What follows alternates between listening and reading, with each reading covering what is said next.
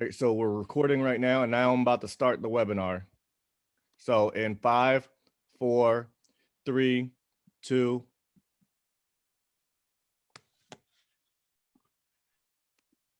Good morning. My name is Andrea Wilson, and I am a co-lead of the Economic Justice Subcommittee within the Social Justice Ministry at Alfred Street Baptist Church. Welcome to Hindsight 2020, examining economic and social disparities and charting the course forward.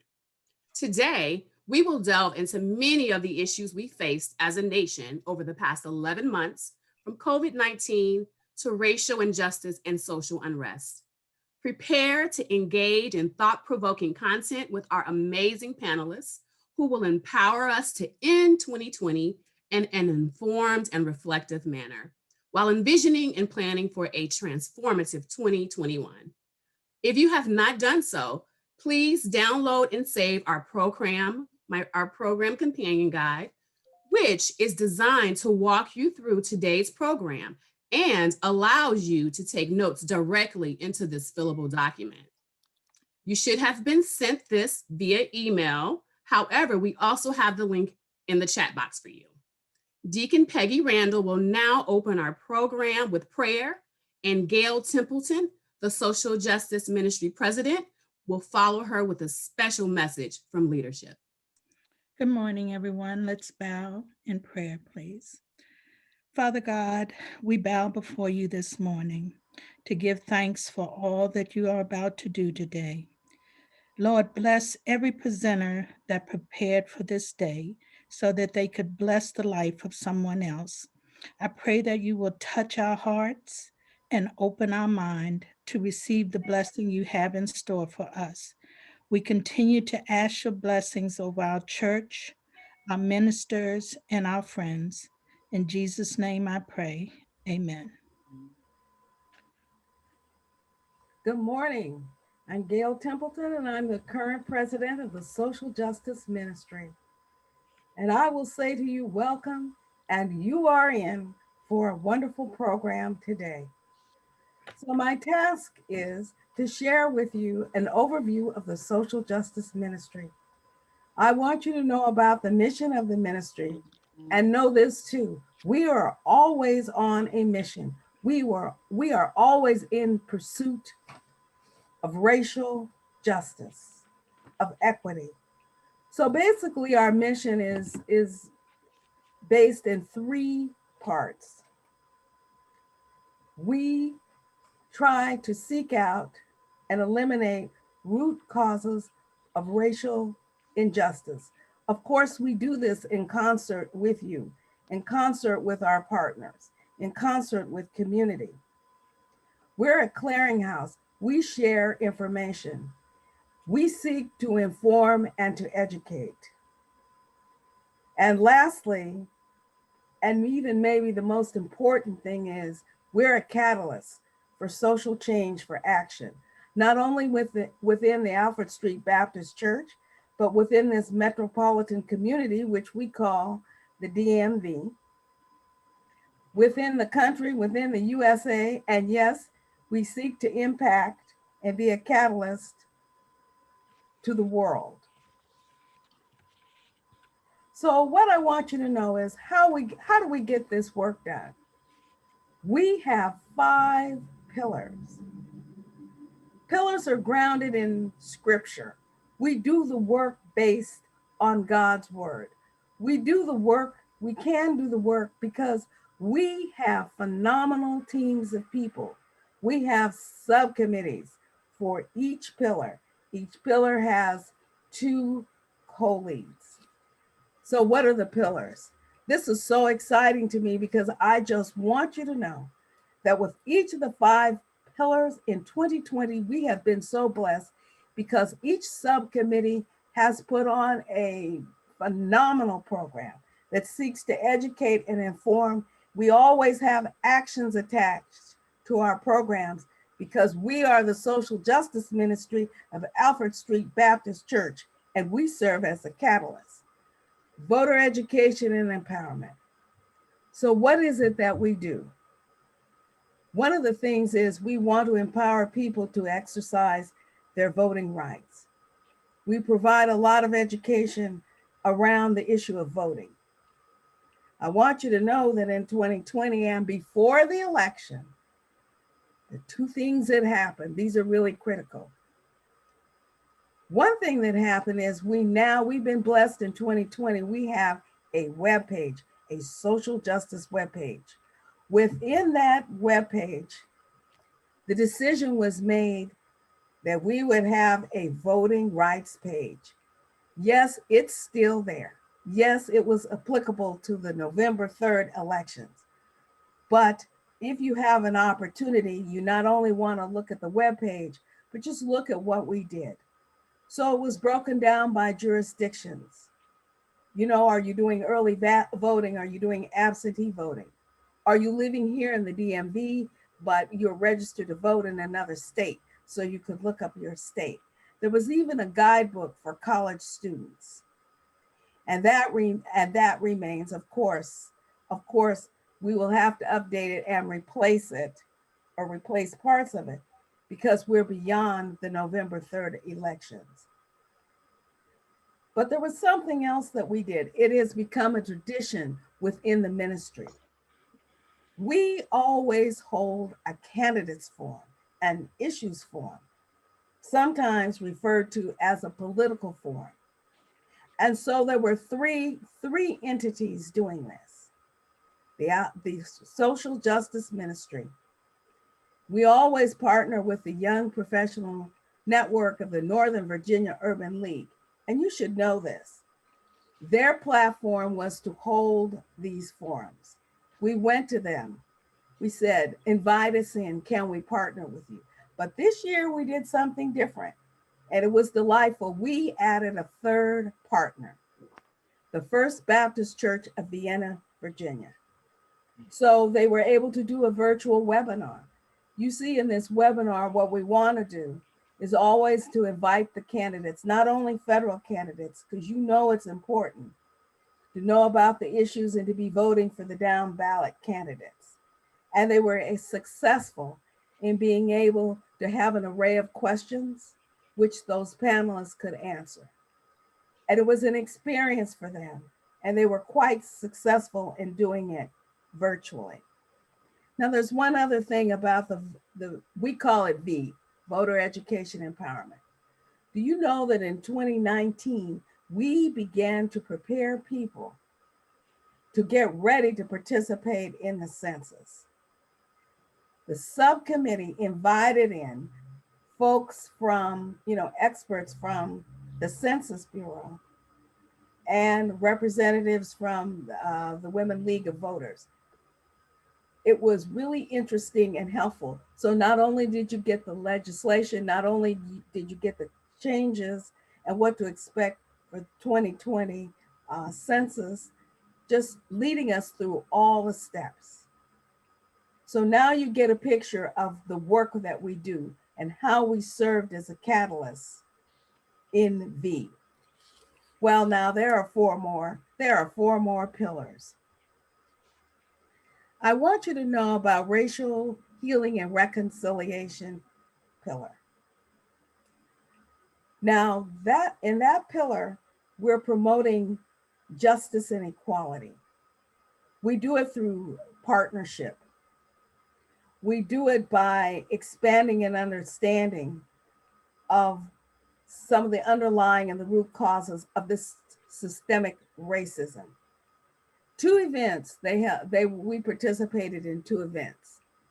One thing I want you to know about social justice is that we partner with other organizations and entities. And because we're blessed and because God's hand is on this ministry, our partnerships are growing.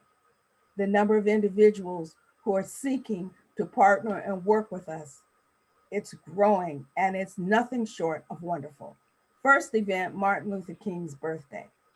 We went on site to Aguda Sakim in Alexandria, Virginia. They had a meal packing event.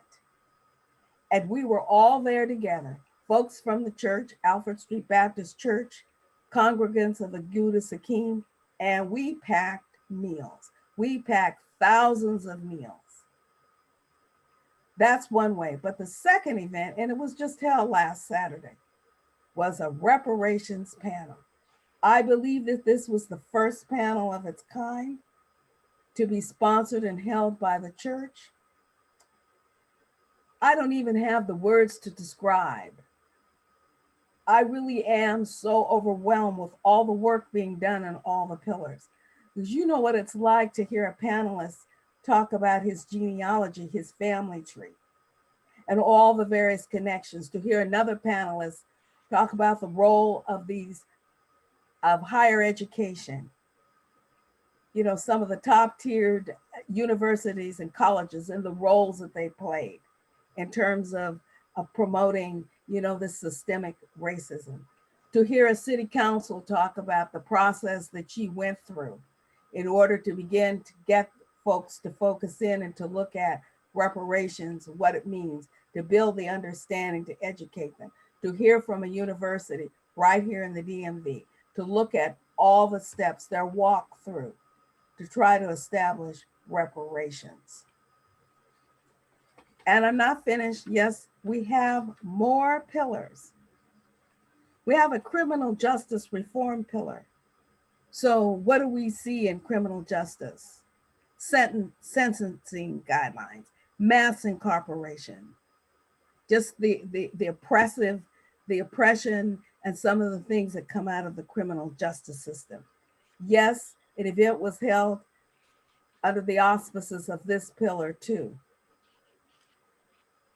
It is really something when you are able, and when you have a city attorney, a Commonwealth attorney for the city of Virginia, who's always there, he always meets the clarion call. And so in this webinar, he took us all through what does it look like when you're a returning citizen and you want to reestablish your voting rights. If you want to expunge your criminal records, what's the process? What's the steps? Now you see, it's one thing to explain process, and of course, wherever there are legal issues, there's paperwork, but that in and of itself is not sufficient. You don't want to leave people hanging because people have come there seeking assistance and help. So the second part of it was a follow-up, a consultation with attorneys to get them started in whatever route they decided to take. And I want you to know that the social justice ministry was at the forefront because conceptually they had looked at, discussed, and reflected this, such a workshop, such a time, this was the time for this in the current budget under which we operate. And we were an integral part of that initiative.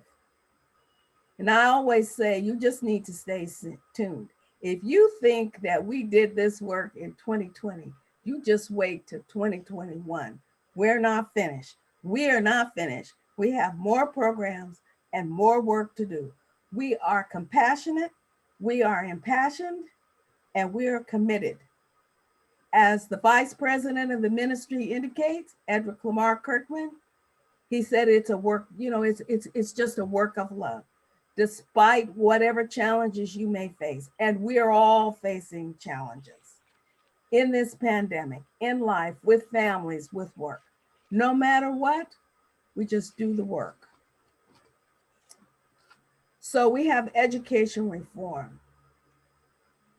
Another tremendous, phenomenal, wonderful panel. Do you know what it's like when you are sitting there and listening to the woman who heads, you know, the educational system in the District of Columbia? What it sounds like, what it looks like when you hear the superintendent for Fairfax County. And so preschool to prison pipeline. When you hear what it looks like, when you hear a resource officer describe how he engages the students and the parents to de-escalate tensions, to help those children develop tools for learning to resolve differences, for handling conflict. And so in that pillar, of course, you're looking at the systemic causes of racism within educational institutions. You're looking at the disparate treatment of Black and Brown students. Now let's see. I've done voter education and empowerment. I've done education.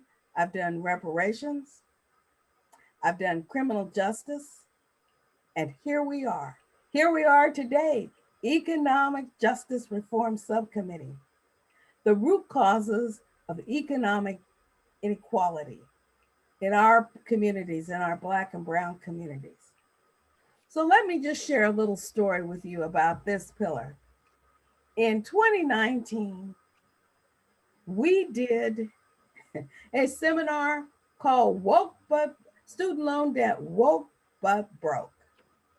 Now see, you know, we always have a master plan, but as God would have it, as life would have it, circumstances change. The plan for that was 2019. And just to hear the history of how we got there, to hear the questions that people were asking, but what really people wanted, what those attendees wanted, they wanted one-on-one consultations. Listen, I have this student loan debt. And now, of course, I know something about private versus federal loans, and I need you to talk to me. So the plan for 2020 was to have those private consultations. Well, what changed? Everything changed. The pandemic, you know, the suspension of temporary suspension of student loan debt payments. So now you have two co-leads who are sitting there, Andrea Wilson and a pair Opera Nora, and they're saying, look, Gail, look, Edric, look, Social Justice Ministry, we can't do 2020, we can't do Woke But Broke, you know, part 2 with these consultations. We're in a pandemic and the issues are much broader in terms of economic injustice. Let's look at this differently. Let's plan something that considers the entirety of what we experience as people of color, given the pandemic and how the pandemic exposes and highlights all of the economic injustice. So in closing, I say to you, just stay tuned. You ain't seen nothing yet in terms of the social justice ministry. We will continue to serve as catalysts and to bring you programs. And to everyone throughout the year, not only the ministries, but the participants, and to everyone who was involved, we say thank you and many blessings. Well, now it's time for me to leave you because I know you're looking forward to this exciting program. You got co-leads here. They're ready to roll. You've got phenomenal panelists. You got Andrea Wilson, co-lead Economic Justice. You've got Opera Nora, co-lead Economic Justice. Enjoy your day. Enjoy this session. Thank you for coming. Thank you so much, Ms. Gail, for that overview of the Social Justice Ministry. I've truly been enriched since joining the team. So good morning, everyone. Again, we're finally here. My name is Opera Nora, and I am the co-lead for the Economic Justice Reform Subcommittee here at Alfred Street. Thank you so much to all of you who have labored in love and passion to get us to this point. I appreciate the fact that I am walking with a team that is not only listens to God, but executes with excellence. We are proud to be sharing with you Hindsight 2020. We have a tremendous event in store for you. We have truly collaborated within the walls of Alfred Street and the broader community to bring you a fruitful discussion. The intent is to leave this seminar being better positioned to examine 2020 from the lenses of economic and social disparities and provide tools and insights that will allow each of us to continue to chart the course forward into the new year and hopefully beyond. So with that, we can get to it. In a few moments, I will be turning the discussion over to Ms. Wakenya Clanton, our moderator for the first half of the program. Wakenya honestly needs no introduction. She is a woman of distinction. However, what I have come to admire about her the most is her passion for people and building God's kingdom here on earth. So while Kenya will be moderating the first portion of our event, which is the fireside chat discussion, and we'll be hearing insights of Dr. Robert Brown, who is a social justice author and consultant. I hear he has a book that we all have to purchase, and so I hope he goes into talking about that. And Ms. Kristen Alford McIntosh, who is the managing director of the Hamilton Project at the Brookings Institution. The bios of all of our wonderful panelists and the moderator can be found in the Hindsight 2020 Companion Guide, which you all should have received copies of upon registering for this event. And again, that link is available for you via the chat. The Companion Guide is essentially that, a guide created to help minister to you during this time and usher you through the season. So we hope that you will find it resourceful in the building of your path forward. So with that, that's the first half of our program. I believe Andrea has some more to say before we actually get into the program, but I definitely do appreciate you all taking the time to minister with and for us this afternoon. Thank you. Opera. In the latter portion of today's program, we're going to shift from discussing economic and social disparities to actually setting our sights on finishing 2020 strong and preparing for a greater tomorrow. The 2021 Transformation segment is designed to provide you with the knowledge, understanding, and resources to secure a better future for yourself, your family, and your community. Amanda Levi will jumpstart this portion of the program with critical information regarding career development, pivoting, and personal branding. Amanda is a leader in the human resources field, as well as the president of the Career Development Ministry here at Alfred Street Baptist Church. With over 14 years experience in the field, Amanda has a vision of expanding the career development industry to new heights. Today's program will conclude with Kezia M. Williams, CEO of the Black Upstart, a nationally recognized company serving African-American innovators interested in starting successful and profitable job-creating small businesses. To date, this organization has trained approximately 500 entrepreneurs. Kezia has been featured by a number of prominent media sources, including CNN, Forbes, Good Morning America, and CNBC, just to name a few. We hope that each and every one of you will leave today's program enlightened, empowered, and prepared to make the changes you've dreamed about. And now I invite Wakenya Clanton, our moderator for today's program, to take the stage. Good morning, everyone, and thank you, Andrea, Opera, and of course, our esteemed president, Ms. Gail Templeton. Good morning, Alpha Street and friends. As mentioned, I am Wakenya Clanton. I'm a member of Alpha Street Baptist Church, and as well as our discipleship group number 27.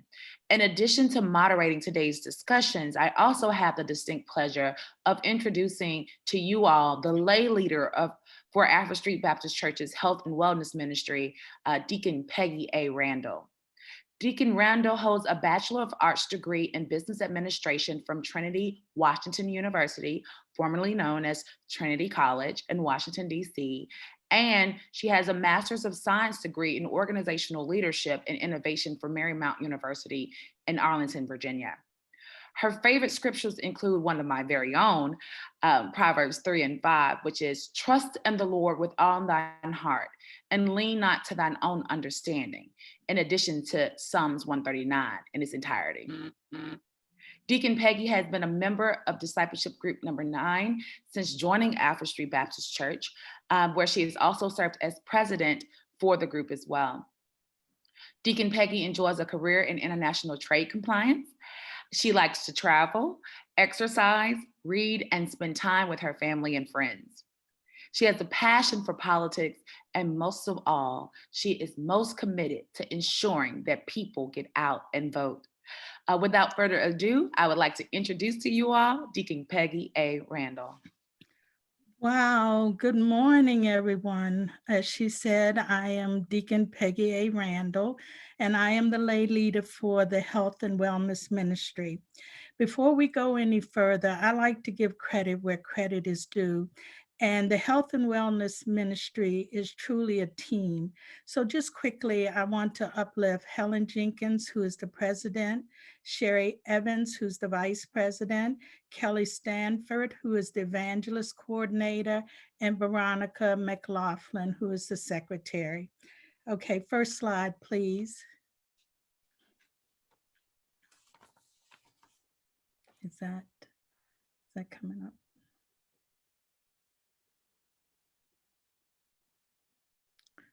Do we have the first slide?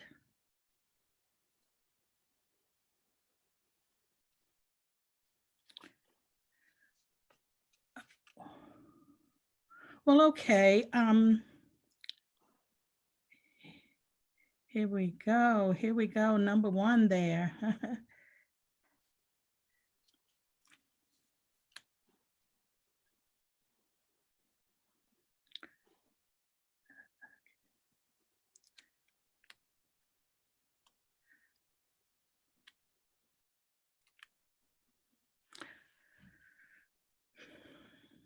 Well, that first slide is simply our mission statement. And I just want to let you all know that the Health and Wellness Ministry's purpose at Alfred Street is to help the membership to keep their temple healthy so that they can have service to the Lord in a healthy way. We also provide health and wellness type resources for the members of Alfred Street. The ministry provides also tools to develop a healthy mind and body through knowledge and education as well. We have seminars on health-related issues. We set up social and healthy events. We provide information related to current health issues, and we promote healthy eating diets and exercise to keep the body healthy. As you can see here now, that's our mission statement. And if we can go now to the next slide, please. Okay. Right now, we are all under a pandemic, as you well know, and we encourage you to get your flu shot and other immunization shots that you may be required to get from your doctor. These shots have proven to be helpful in preventing certain viruses. Sometimes I hear people say, oh, I'm not going to take that shot, I'm not going to do this, but the information that's out there is letting us know that these particular vaccines are very important to help us to keep down these viruses and keep from spreading them from each person to person as we go through our daily walk. Right now, they're testing for COVID-19, and we just want to encourage each of you to please contact your health professionals. And if you have any symptoms that have come up on the next slide, we encourage you to get tested and to isolate yourself and wear your mask if you come back with a need to do so. So let's move on to the third slide, please. Okay, now this is a very important slide because we have two medical issues right now that we have to deal with.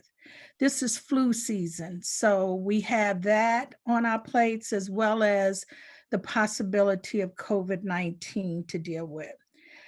And I just want to quickly take a look at the differences of the two events.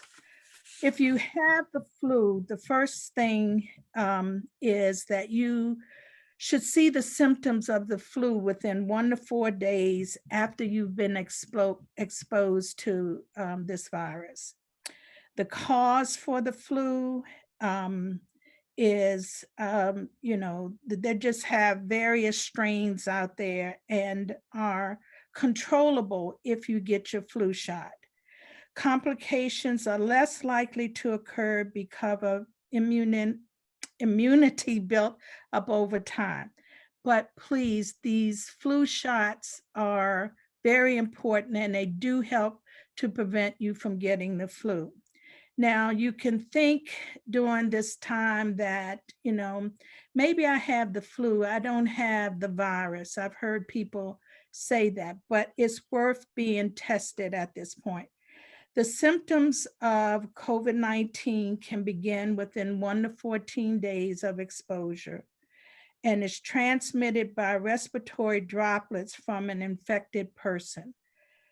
The cause, obviously, is SARS-CoV-2 virus. Complications from this virus are severe respiratory complications. That may come on extremely quickly. And the prevention of this, obviously, is to wear your mask and to isolate yourself should you feel like you have COVID-19. These masks are very important right now, and we are all encouraged to wear them, irrespective of what some of our fellow citizens feel about it. These masks are very important. So with that said, I thank the Social Justice Ministry for this opportunity. And I just want to say God bless all of you during this time of COVID-19. Thank you very much.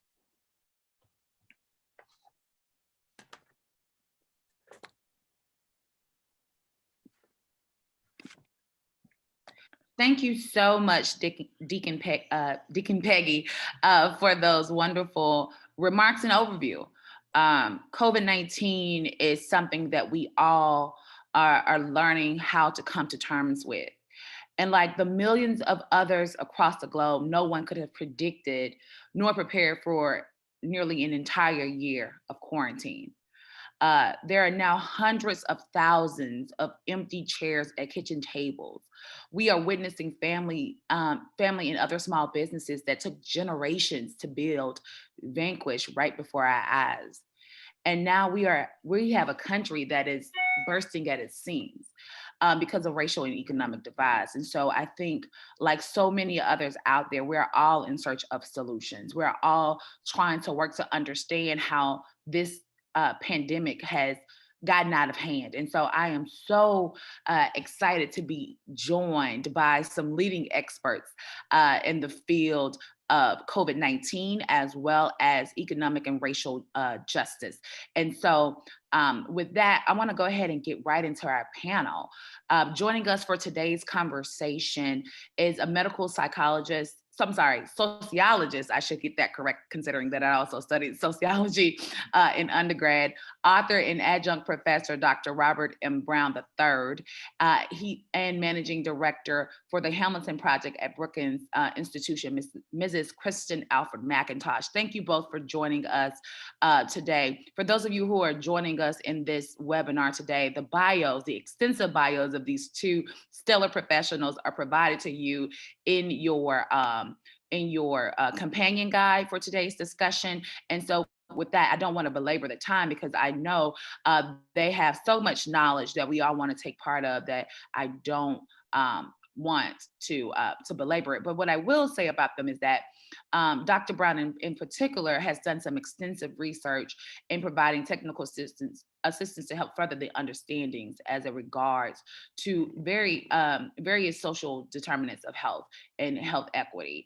as well as he's done some informed policy work around helping decision makers understand different ramifications of different environmental factors as it relates to communities and environments. And so we're going to go really deep with him today in terms of helping to understand this pandemic and also its impacts on families and communities. Mrs. McIntosh is a Capitol Hill vet.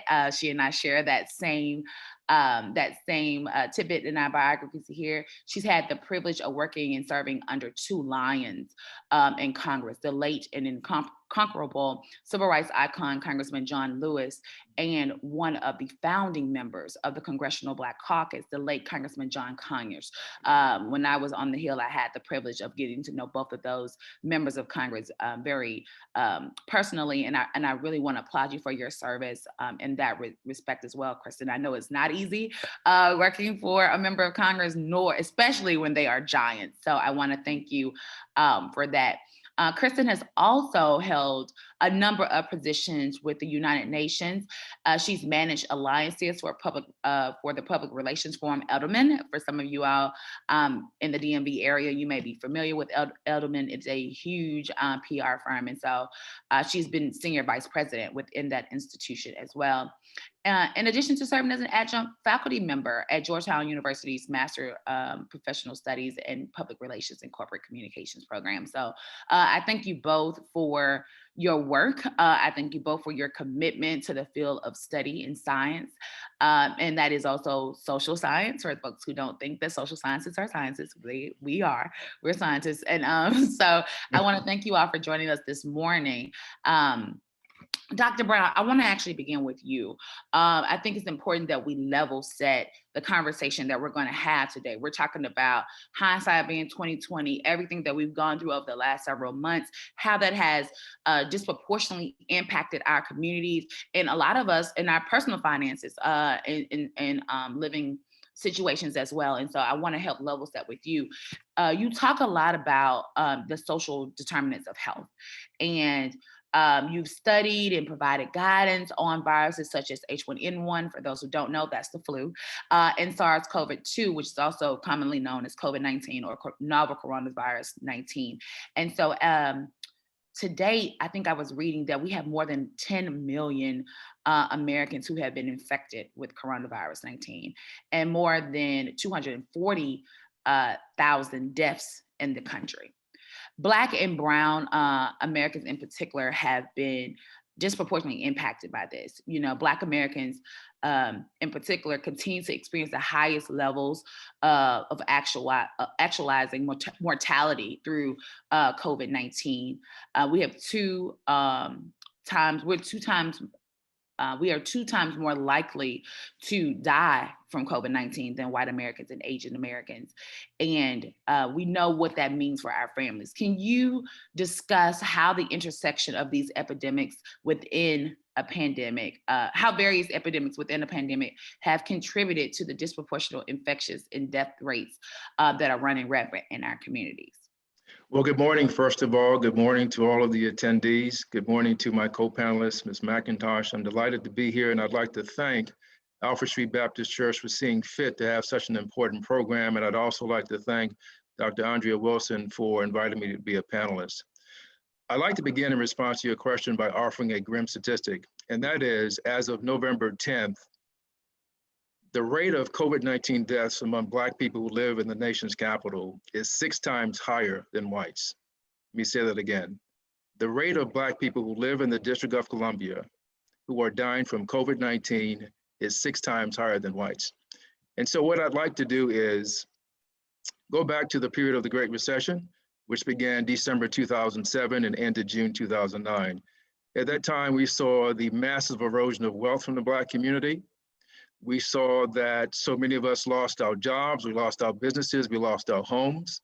Some of the people who were impacted, obviously, were people from poor communities, people who were living paycheck to paycheck. But we also saw wealth erosion in affluent Black communities.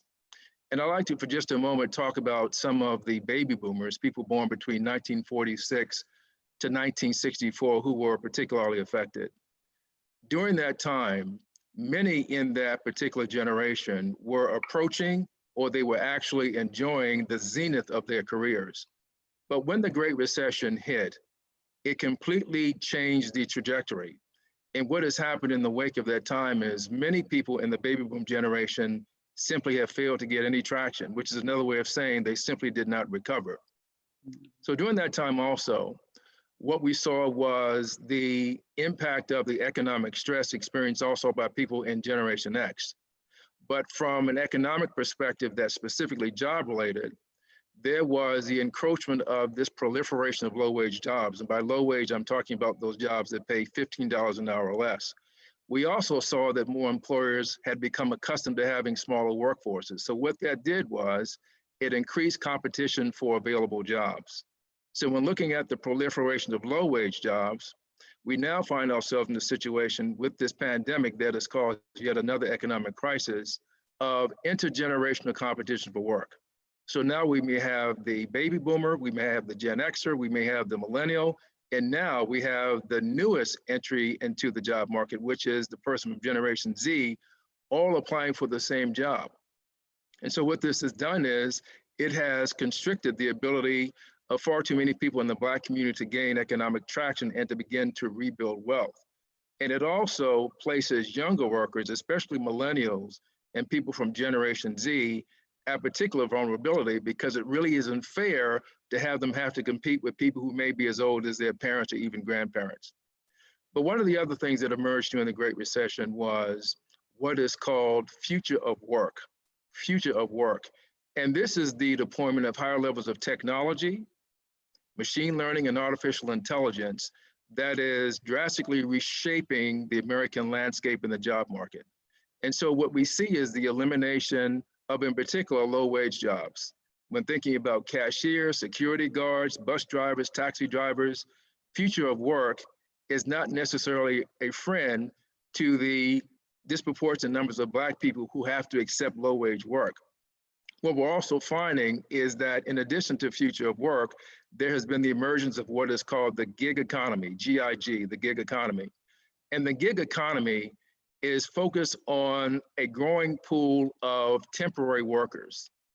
In generations past, most of us grew up to go to school to get a good education so that we could get a good permanent job that was 9 to 5, that may have lasted for generations, for decades, I should say, and that offered benefits. But with the gig economy, we find that growing numbers of people across the generations, across levels of education, cannot find permanent work that offers benefits, and they are left to choose jobs that are part of this temporary movement. The problem is some of these jobs tend to be very, very low paying, again, $15 an hour or less. But the other thing is they have to be replenished. So you may have a job that's temporary for 3 or 4 weeks, you may have it for a few months, and then you have to look for something else. And so this is the routine that is becoming far more common among many workers in America, and it has particularly devastating effects potentially with the Black community. The other piece of this is, as we've seen this proliferation of low-wage work, we also see that many of these gig jobs do not allow or offer any benefits. And that is especially important for the Black community because as we tend to be a group that presents with larger numbers of health disparities, we can rarely afford, in many cases, to pay the cost of health insurance. So as those costs become more and more prohibitively expensive, it is becoming more challenging, if not impossible, for growing numbers of Black people to meet that financial obligation. Again, going back to the wealth erosion that we experienced 13 years ago. And so what is happening is more people in the Black community are having to make some very, very difficult decisions. Do I pay the rent? Do I keep food on the table? Or do I pay for the cost of health insurance? So if you happen to be a worker who has an existing health challenge, or you may be a part of a family that has existing health challenges, you may not be able to afford the cost of health insurance out of pocket because the employer no longer covers that, no longer subsidizes it. The other thing is you may not be able to afford or get access to appropriate levels of healthcare services. And so this puts us in very dire straits. When looking at frontline jobs, when looking at frontline workers in this time of COVID-19, if we look at the data, those frontline workers disproportionately tend to be Black. So thinking again about cashiers, fast food workers, perhaps postal workers, security guards, people who in some way are charged with interacting with the public, places them at particular risk to becoming infected with COVID-19. And what worsens this is those who may have pre-existing conditions. It might be asthma, heart disease, high blood pressure, chronic obstructive pulmonary disease or COPD. It might be sickle cell, it may be obesity, any number of health issues that impair that individual's immune system. So when we look at a number like that 6-to-1 ratio that I mentioned at the top of my remarks, we begin to understand how these social determinants of health, the constriction of the job market, the proliferation of low-wage jobs, the extent to which we have intergenerational competition for the same work, the inability of far too many Black people to recreate the wealth that was lost during the Great Recession. And the last thing I'd like to leave you with on this particular question is that in looking at data that's produced by the Federal Reserve System, the Survey of Consumer Finances, it found that in 2019, median wealth for white families was $188,200. Median wealth for Latino families was $36,100, but median wealth for Black families was only $24,100. So when looking at the disparities that exist, not just as it relates to health outcomes, but also economically, understanding the nuances of social determinants of health helps to give us far more granular knowledge of the ways in which our communities are impacted, but also it gives us an insight as to the types of changes we need to make through our own personal behaviors, but also through policy. Thank you so much for that, Dr. Brown. I was over here taking notes. I have so many follow-up questions for you in that regard, but I'll say that for the latter part of our discussion, I want to kind of move over to Kristen now.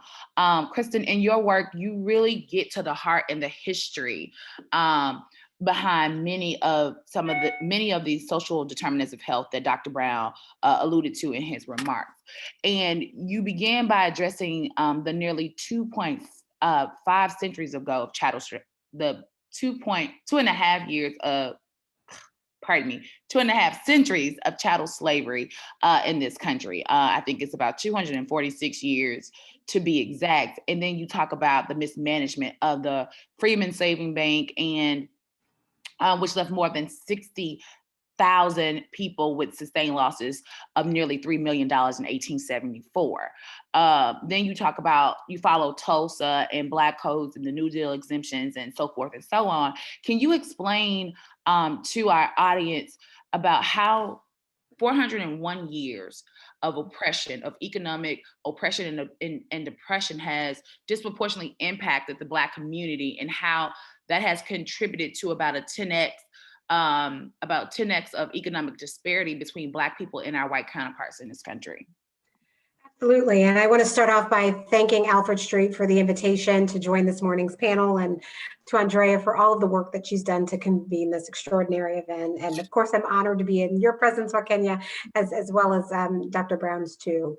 So I'd like to tie this to our current crisis with the COVID pandemic. I think a lot of the outsized challenges that Black Americans are facing right now are really a reflection of a generally diminished economic position that we faced prior to this crisis. In my view, I'd say the discussion of wealth in the context of the COVID recession is important, because wealth will buffer some, but not all families and households from the impact of the COVID recession. You know, there are several pre-COVID economic conditions that disproportionately impacted many Black households, and these include lower levels of income and wealth, higher unemployment, and greater levels of food and housing insecurity. And these conditions have left many Black families with fewer buffers to absorb economic shocks. And they've also contributed to Black households' vulnerability to the COVID crisis. And so, as you indicated in your question, Kenya, the median net worth of white families is indeed 10 times higher than that of Black families on average. And these racial wealth gaps are well documented and attributable to historical discrimination and exclusion from education, housing, capital, and loanable funds. Importantly, these wealth gaps have actually widened over the second half of the 20th century. And throughout history, white households have obviously held a disproportionate share of wealth in the United States. And it's this pattern of outsized wealth accumulation dating back to our nation's inception that has not abated during the last 3 decades. And if you just, quickly by the numbers, in the second quarter of 2020, this year, white households, which account for 60% of the United States population, held nearly 84%. That's 94 trillion of total US household wealth. Comparatively, Black households, which account for just over 13% of the US population, Black households held just 4.1% That's 4.6 trillion. Again, that's compared to the 84% or 94 trillion that white households hold of household wealth in the second quarter of this year in 2020. And, although the percentage of white Americans, the white population, as we all know, is declining, it's decreased about 15.5% over the last 3 decades. The share of wealth held by white households has only decreased 6.2%. So although, white Americans' percentage of the population, again, has declined by over 15.5% over the last 30 years, their share of wealth has only decreased by just over 6% during that time. And this is all relevant when we look at what we call economic shocks, particularly in the context of COVID. So a lot of Black families relative to other families, as we know, often lack some of the savings and wealth that can provide buffers in the event of job losses or unexpected expense volatility. For example, to handle a medical, emergencies or transportation expenses.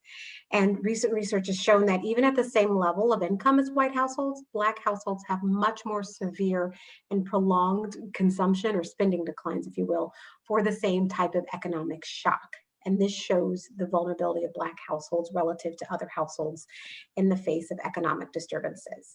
And if you read a lot of the economic prognosticators in the news, and they're talking about what they're calling a K-shaped economic recovery during COVID, or this tale of two pandemics, characterized by diverging trajectories for relatively affluent households versus those of less means. And while a lot of attention has been paid to the loss of income, which is obviously critical in the heat of the moment, there's been less attention paid to the role of wealth in determining a household's ability to buffer some of these shocks that have been thrown upon households during COVID. And I'm going to stop here, but I would like to pick back up as we continue our conversation on how wealth and income are often conflated, especially in the public policy sphere in terms of solutions and just how we think about this issue more generally. But I really do think that the COVID crisis has laid a lot of this bare, both with the income disparities we face, but also wealth in terms of being able to weather these type of crises and economic storms. And again, as you pointed out, it was not created overnight, the predicament that our community finds itself in. No, you're absolutely right. And I really appreciate you pointing to the K curve that people are talking about, the tale of two pandemics, as you coined it. And it brings to mind for me, Jeff Bezos, right? In this climate, he became a trillionaire. So like he has enough wealth to actually eradicate the United States debt, right? Like that's kind of how his wealth is going. And it really, for me, kind of really underscores what you talked about in terms about that economic shock and how Black and brown families, particularly Black communities, don't have that cushion, that savings that a lot of people have to kind of get them through crises. And that's kind of what we're experiencing now. Dr. Brown talked about it when he talked about the gig economy and how we have this intergenerational gravitation towards jobs that don't give you the type of longevity and economic stability that you actually really need to ensure that your families are actually taken care of in this pandemic. And so with that, I actually want to go back to Dr. Brown's earlier point that he made around just the undermining of the wealth. And like, how do we in this climate actually put a stop to that? Like, how do we, given everything that we know historically, given everything that we know from the social science perspective, what kind of work can we do to kind of help mitigate some of that impact that we're experiencing right now? We have to begin by each of us making the commitment to first engage in what I call health protective behaviors, because if we're not healthy, we're not going to be able to do much else. And in the time of this pandemic, it's really important that everyone make the commitment to wear a mask, to wear it properly. That means that you are not wearing the mask of the chin strap, which I see all of the time, which is a bad idea because that's where bacteria can be deposited, and then you collect it on your mask, you put it in front of your mouth and nose, and you're inhaling potentially contaminants of COVID-19, and you've just introduced that into your system. Dr. Brown, can you explain it? I apologize for interrupting you, but can you explain that just again for folks? When you say the chin trap, can you kind of illustrate that for us? I know you don't have your mask with. Yes, I don't, but what I see too often is people will pull the mask from their mouth and nose and they will have it under their chin. And that's a bad idea because what ends up happening is oils and bacteria can be on your chin and you put your mask back up in front of your nose and mouth, and what you may have done is just introduce potential droplets from COVID-19 into your body. So it's really important to resist the temptation to do that.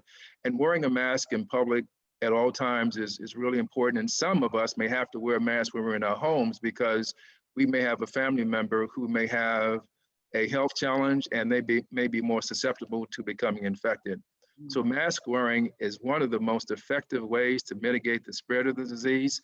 The other thing is practicing proper hygiene. And so it's not just washing your hands with warm soap and water for 25 seconds or more, but it is also resisting the temptation to touch your face. I mean, that's a hard thing to do because we do it involuntarily and we're not even aware of it, but we really have to work hard not to touch our face because our hands may have touched a surface that, again, that could be contaminated with the virus.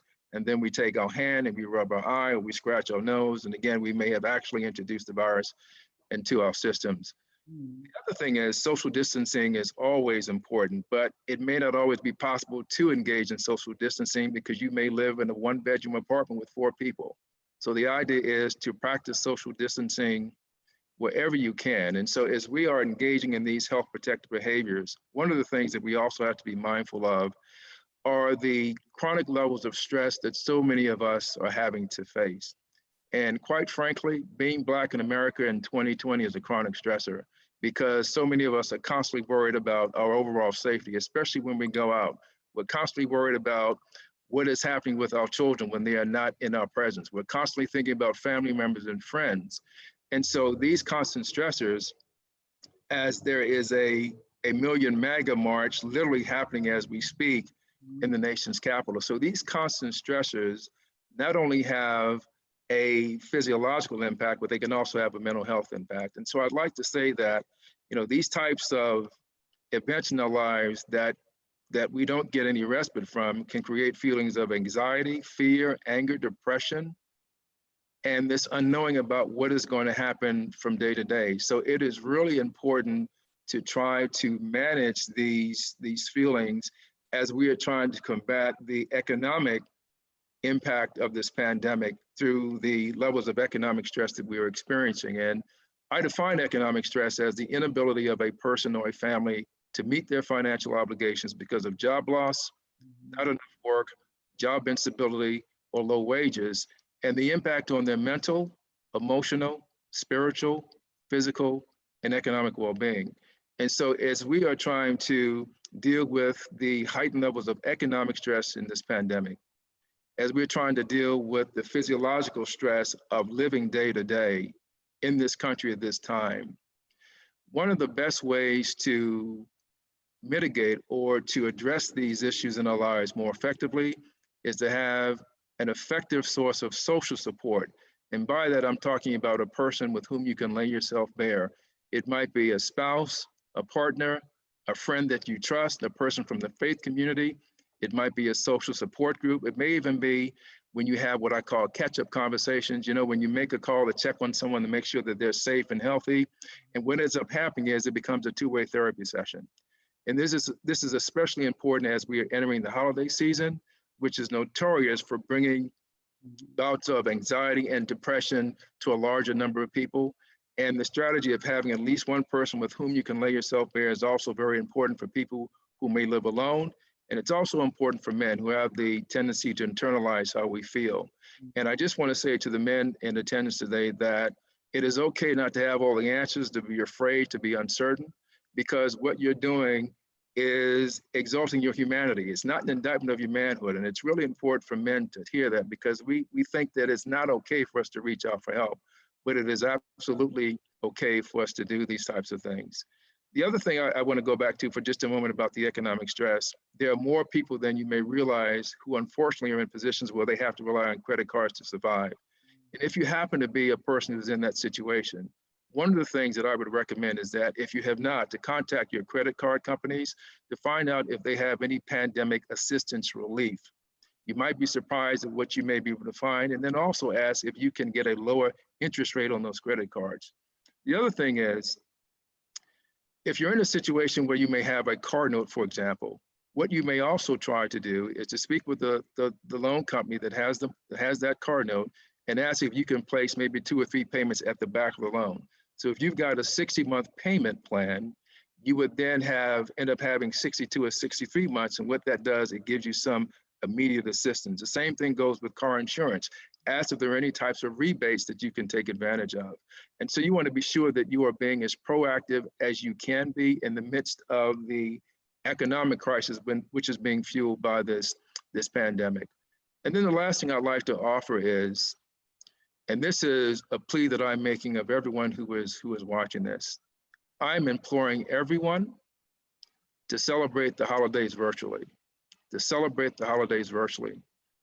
It is really important to resist the temptation to do the normal visiting with family, with grandparents, with parents, with cousins, with uncles, with friends, or to have them come to your home. Because we're in a situation where we have not seen the worst of this pandemic. The current numbers show that more than 245,000 people have lost their lives to this pandemic, and that number is going to rise. And so the question I leave the audience members with is this: do you want to remember the pandemic of 2020, or do you want to be remembered? Wow, Dr. Brown, that was on point. There were a couple of questions that have come through around home ownership. And I know you spoke to some of the other things that people can do, other resources and ways that they should be thinking about their finances as it relates to car insurance and your car note and your credit cards. But is there any advice you can offer around home ownership and how people can either work with their mortgage companies or either how they can plan to expand their resources to either be viable for home ownership? Well, are we talking about people who have homes that are having trouble paying their mortgage? There were mixed buckets of questions around home ownership. So I think if you could talk about people who have homes and people who are looking to acquire homes. I think if you are a homeowner and you are at risk for missing a mortgage payment, or if you have missed more than a couple of mortgage payments, it's important that you call the mortgage company immediately, because again, there may be pandemic assistance relief programs that are in place that may allow you some type of forbearance. And I should also say, for those who have student loan debt, I know that the federal student loans are also offering programs for forbearance assistance, but it really depends on the type of student loan that you have. But getting back to the mortgages, do not wait until you get a notice of intent to foreclose. So if you're getting behind on your mortgage, now's the time to say something, because the sooner you say something, the more likely you are to be able to get some type of assistance. For those who are interested in purchasing homes, I would really look at first-time homebuyer programs, because they offer a lot of assistance and instruction as it relates to not only purchasing a home, but what type of financial capability a prospective home buyer should have before they make such a large purchase. And if possible, when you do get a mortgage, if you can, try to get a mortgage that's not necessarily 30 years, but maybe 20 or 25. Because for the first 10 years or so of that mortgage, you're simply paying the interest, you're not paying the principal. So if you can lower the amount of time of that mortgage, you will end up saving a lot more money. That is amazing. And so for folks who are watching us, if you have questions, please use the question and answer feature that is provided here in the webinar. We have some questions that have come into us earlier, and we're going to get to those in just a moment. But as you hear the remarks offered by our panelists and something comes to mind, please feel free to engage them through the question and answer feature here in the Zoom webinar. Kristen, I want to go to you because in theory, we are so generationally behind economically. Is there any hope for helping to eradicate or close these wealth gaps as they relate to poverty and economic depression within our communities? Sure. Well, there's one other area before I turn to solutions that I did want to highlight, and that's looking at in addition to the Black-white wealth gap, also the gender wealth gap and how that intersects with race and further exacerbates wealth inequality. And these are not, as we all know, the results of individual or lifestyle choices or decisions. And these were they reflect the outcome of public policy decisions spanning decades and centuries. And when it comes to Black women in particular, there were a lot of laws in the past, such as the New Deal, and when it formed Social Security, it excluded a lot of occupations, such as domestic workers that were widely held by Black women and our mothers and grandmothers at that time. And those have really long-term impacts in terms of people's ability to retire comfortably. And we're seeing this today, even with the COVID recession, of the over 1 million people who left the job market in September because they were unable to find work. Over 860,000 of them were women. And so when we look and evaluate these wealth gaps by race, it's important to look at gender too, particularly with Black women who are so often breadwinners or running households on their own. It's really important to see how this can inform the resources or lack thereof that women and Black women have and their ability to weather the COVID recession. So I just think that's something really important to keep in mind. In the short term, in terms of policy solutions, I think we really need, people are hurting now. I mean, if you looked over the summer, I'm sure everyone probably saw a lot of the images of food banks across the country with lines wrapped things that we hadn't seen these type of images in our country since really the Great Depression.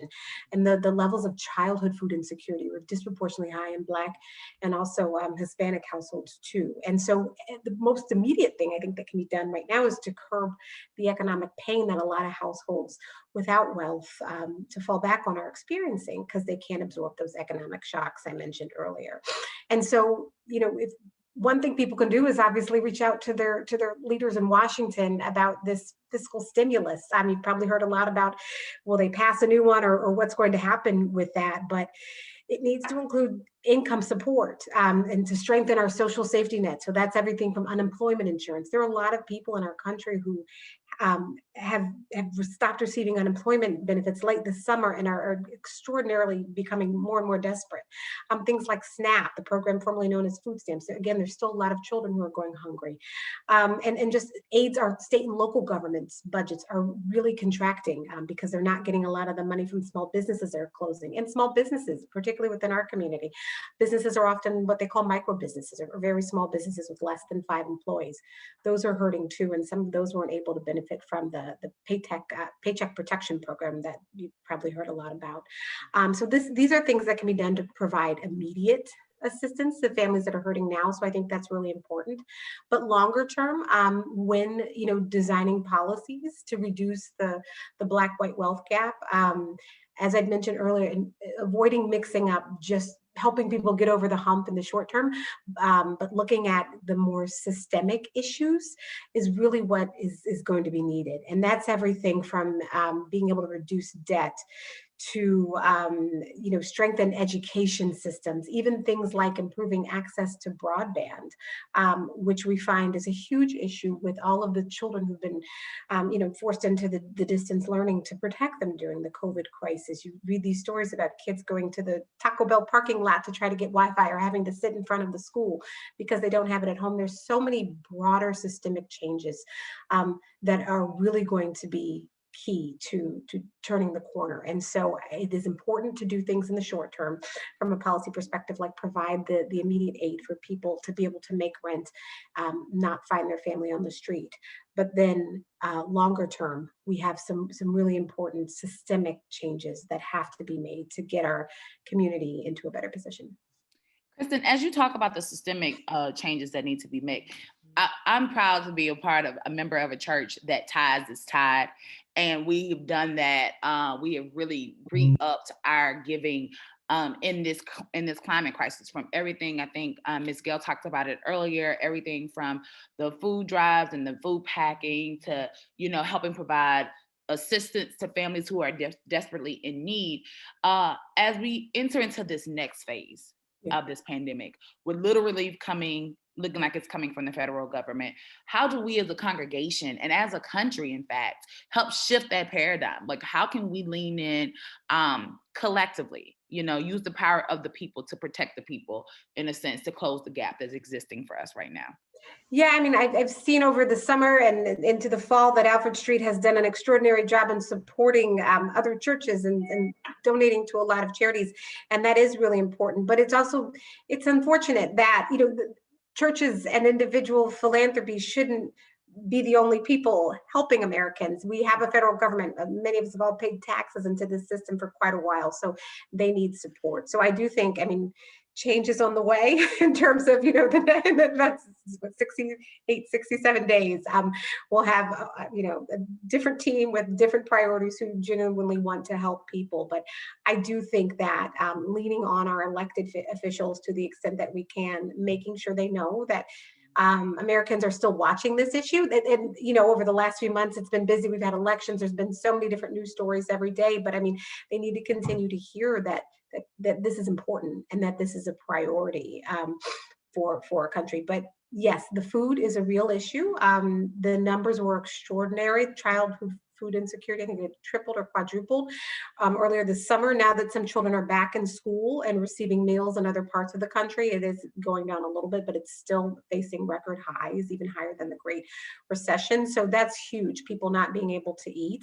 And then I think, the lack of health care that a lot of Americans, many more were able to be covered by the Affordable Care Act, but there still are a number of Americans who live in states where they don't have access to Medicaid for political reasons. And so it is important that they're able to get things like testing. And, if you have to pay out of pocket for COVID tests, which can be $175, do that more than once or twice. If you're not working or have unsteady work, can be hard for people. And then to get the treatment needed and have to pay out of pocket if you don't have any type of health care is a huge issue. So I don't know that I want to try to attempt to direct Alfred Street's, philanthropic spending, or how you guys decide that. I'm sure there's lots of thought put into it, but I know that people still need food, which is really hard to watch and see in this country, that there are still children in the DC area who are going to bed, who are skipping meals. And again, people feeling like they can't pay for COVID testing if they don't have insurance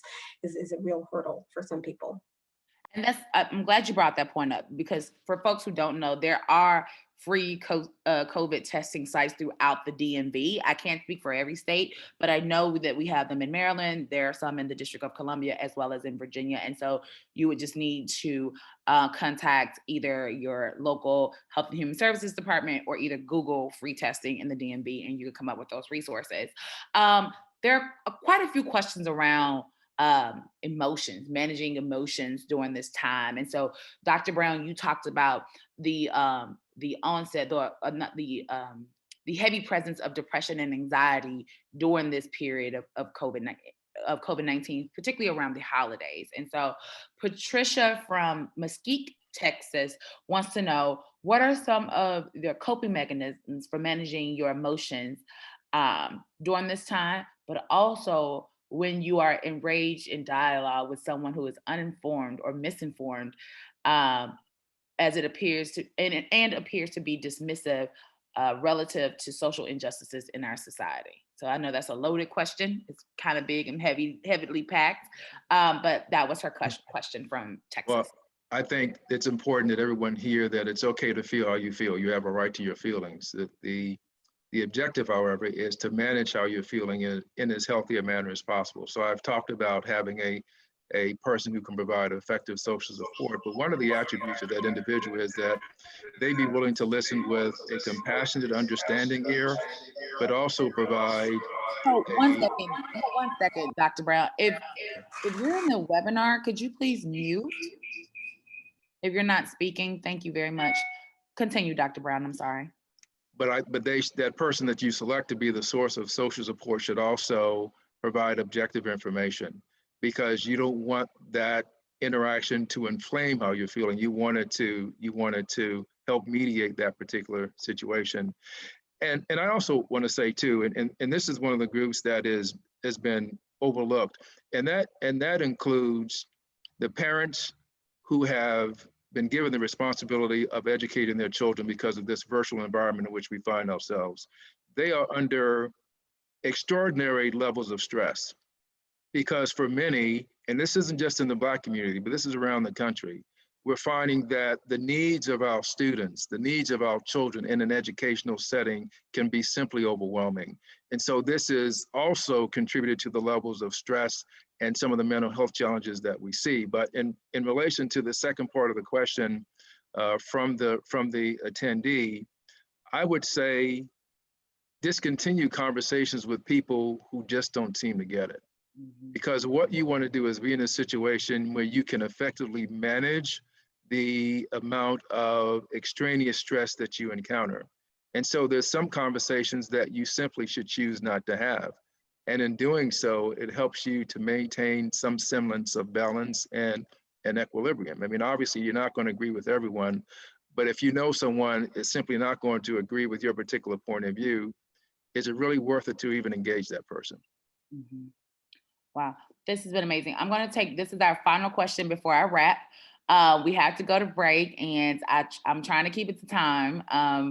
So Elsie Coleman asks, what's a basic way that we can help our families change their economic situation from being poor and uneducated to somewhat of a step-by-step process? So are there any resources or advice you could offer for folks who are looking to raise awareness amongst their families as it relates to things that they can do to improve their economic situation? And I think Dr. Brown, you alluded to some things earlier around savings and things of that nature. So well, sure. And as we enter the holiday season, and I don't want to take Ms. McIntosh's time, but I'll quickly say that in this time of holiday giving, you may have to really dial back the amount of spending that you do. So the idea is when you go into a store, you should own the item once you leave the store. And if you can't own the item because you've used a credit card, the idea is to pay that item off within the next 30 days. That way you're not creating new debt. And then I'll turn it over to Ms. McIntosh. that's perfect. Sure, and I would say that something else which is maybe a little more near term and not in the immediate is obviously looking at options for worker training. So for people who have been displaced by the COVID pandemic's recession and find themselves out of work, it doesn't necessarily have to be a 4-year bachelor's degree or even a 2 years associate's degree.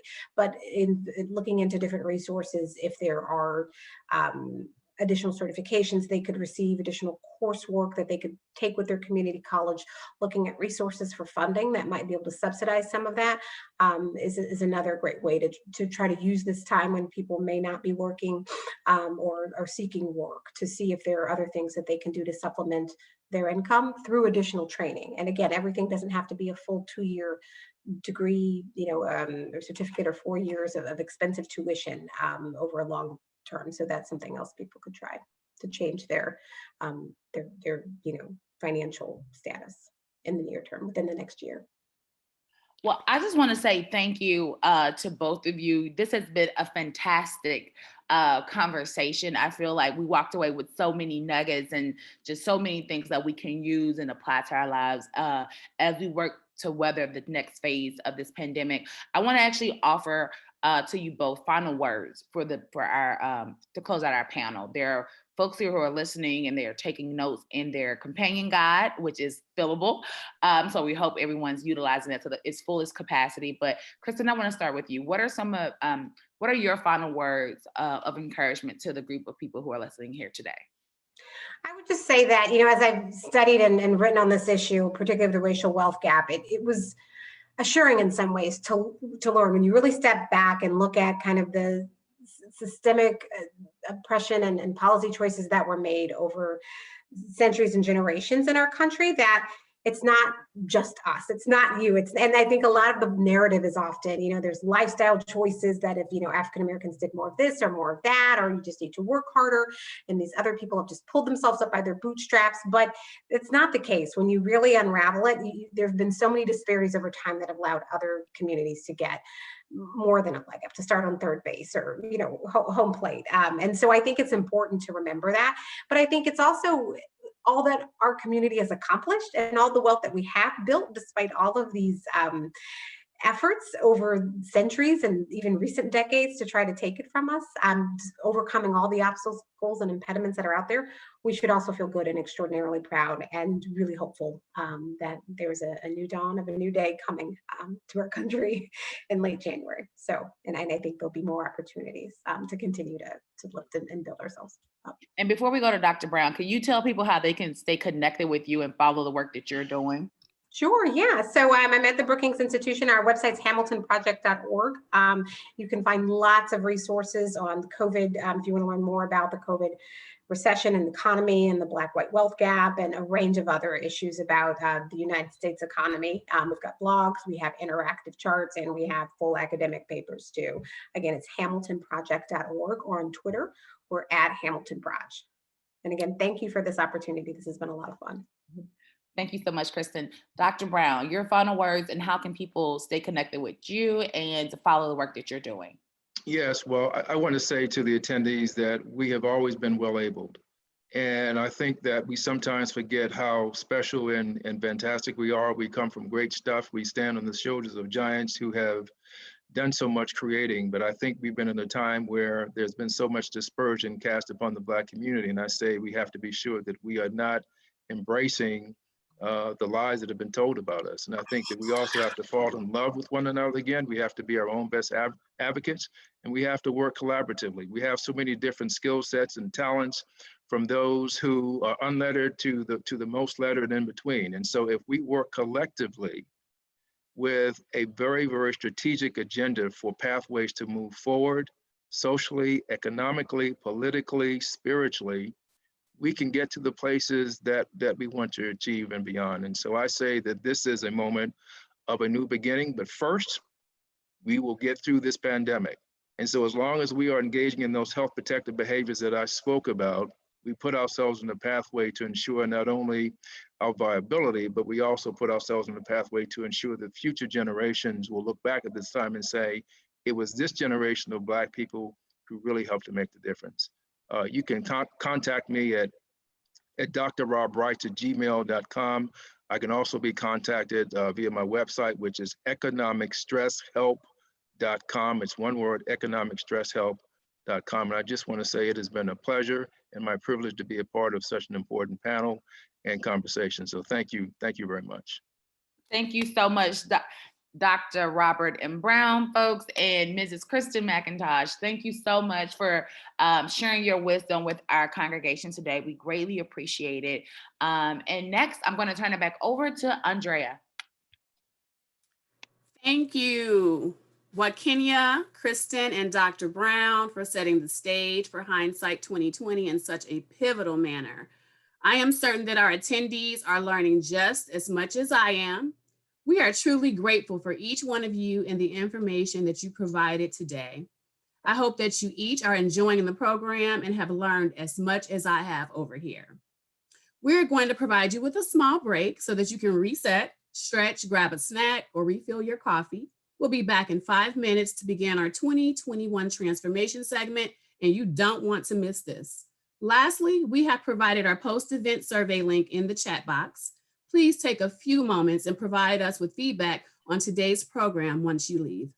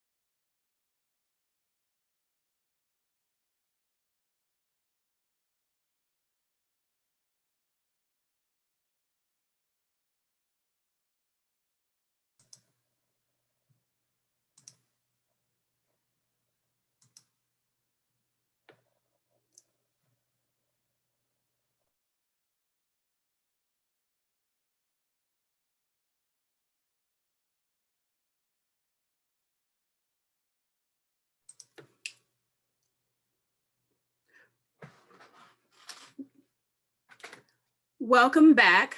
I hope that you have returned refreshed.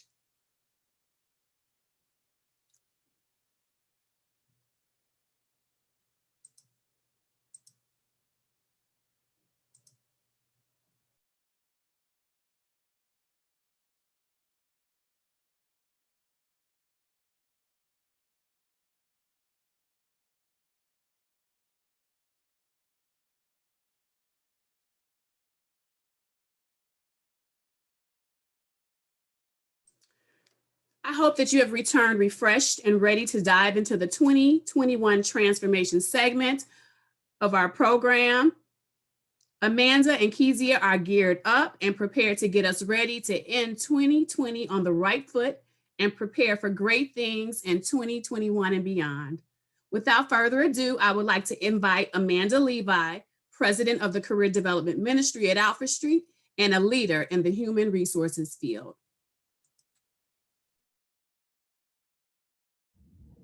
Good morning, almost afternoon, everyone. I'm so excited to be here today to really just go over a few things as we enter this new post-COVID world to make sure that you guys have all the information you need to be in the best predicament you need to be in for 2021. So today we're going to talk a little bit about if it's time for you to make a pivot in your career. I'm just trying to get my slides to show. Give me 1 second.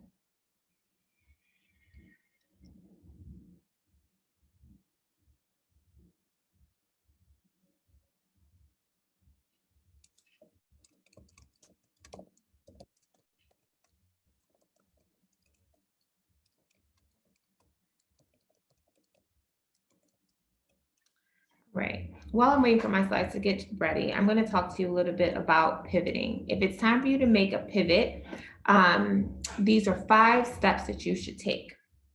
First step would be for passion. Second step is going to be inner work. Third step is going to be vision. Fourth is occupation. And the fifth is going to be training.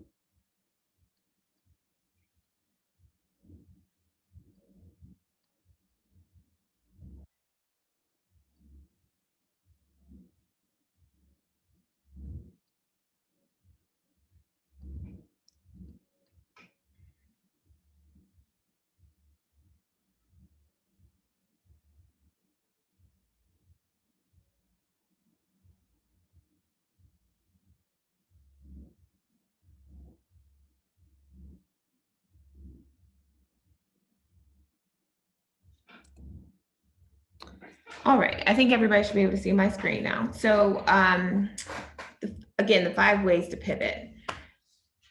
As we all know, COVID has impacted our lives. If your industry has been widely impacted by the spread of COVID-19 and you no longer are able to have a viable career, it may be necessary for you to make a change in your career or switch industries altogether.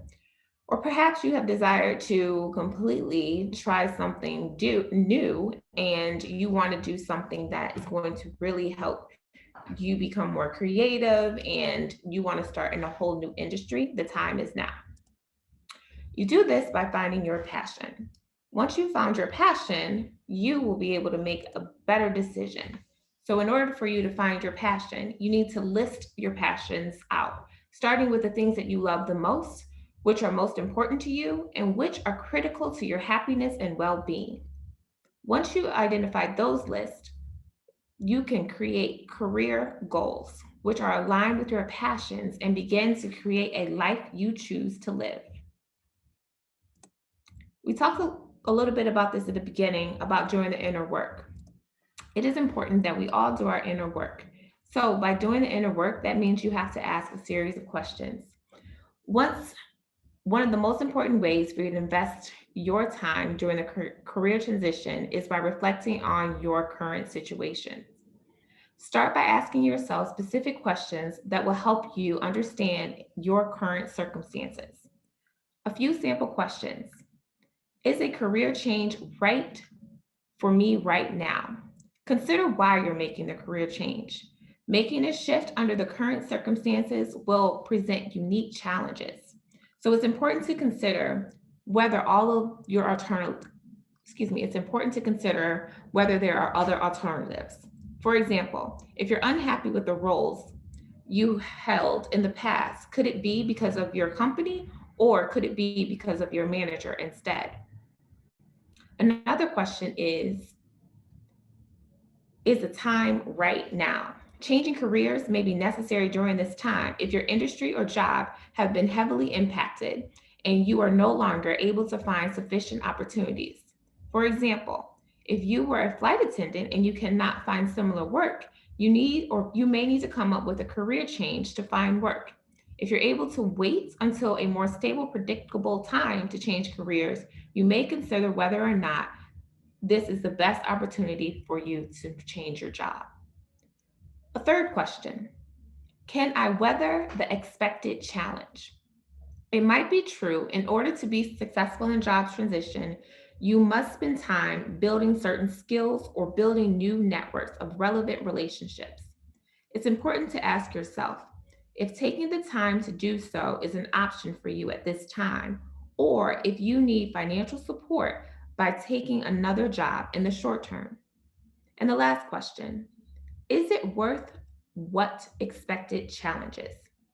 You might also want to ask yourself, the payoff for transitioning careers is worth the challenges that may come with it. For example, while it may be time-consuming, stressful, or costly to change careers, it could still be worth it if it will help you find a role that aligns with your long-term needs and values, which we'll cover in the next section.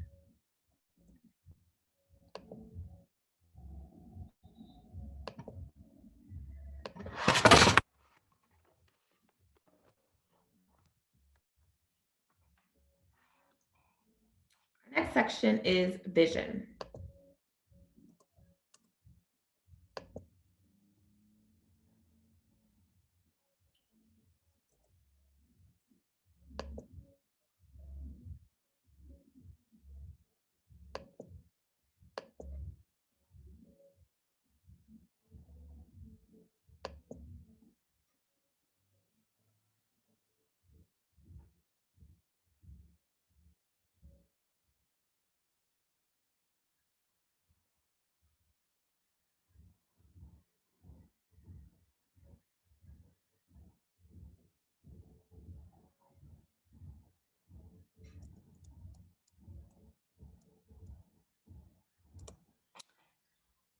Career vision is a very simple, big picture thinking. It should be something you can aspire to and should inspire you, regardless of where you are now and the distance between your present and your vision.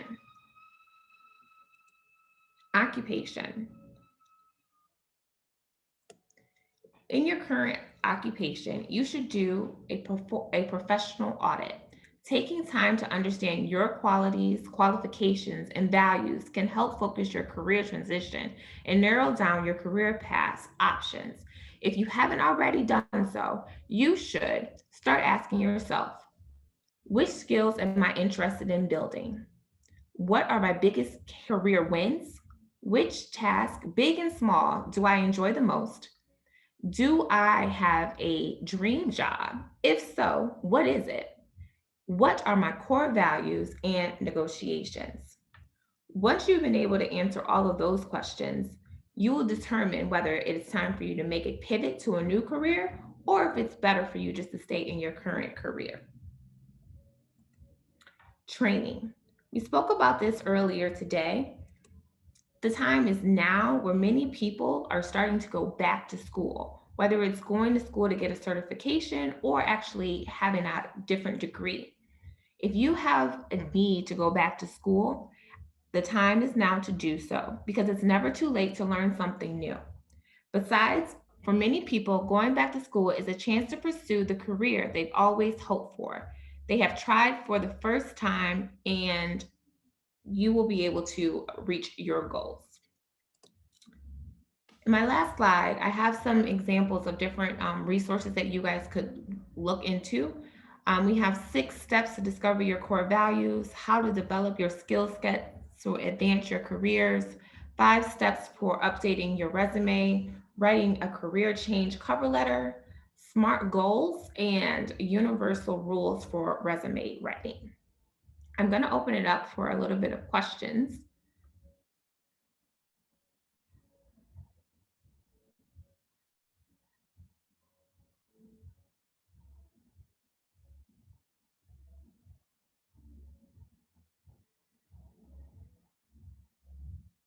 All right. Ms. Ross asked, will you have access to my PowerPoint? Yes, I will be able to send out my PowerPoint at the end of this presentation. I do urge everyone to take a look at our ministry, our career development ministry, our LinkedIn page. We're always able to give advice on how to effectively write a resume, how to navigate your career, how to ask for an increase in your salary, and just overall career coaching and helping. So anytime that we can help you in aspects of your career, that is what we will do. I don't think there's any other questions, so I'm going to hand it back over to you, Andrea.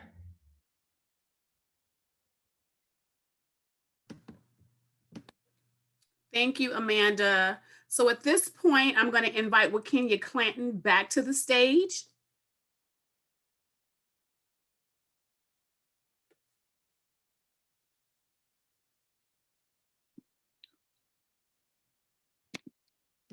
Hi, Andrea. Thank you so much. Thank you, Amanda, for that presentation.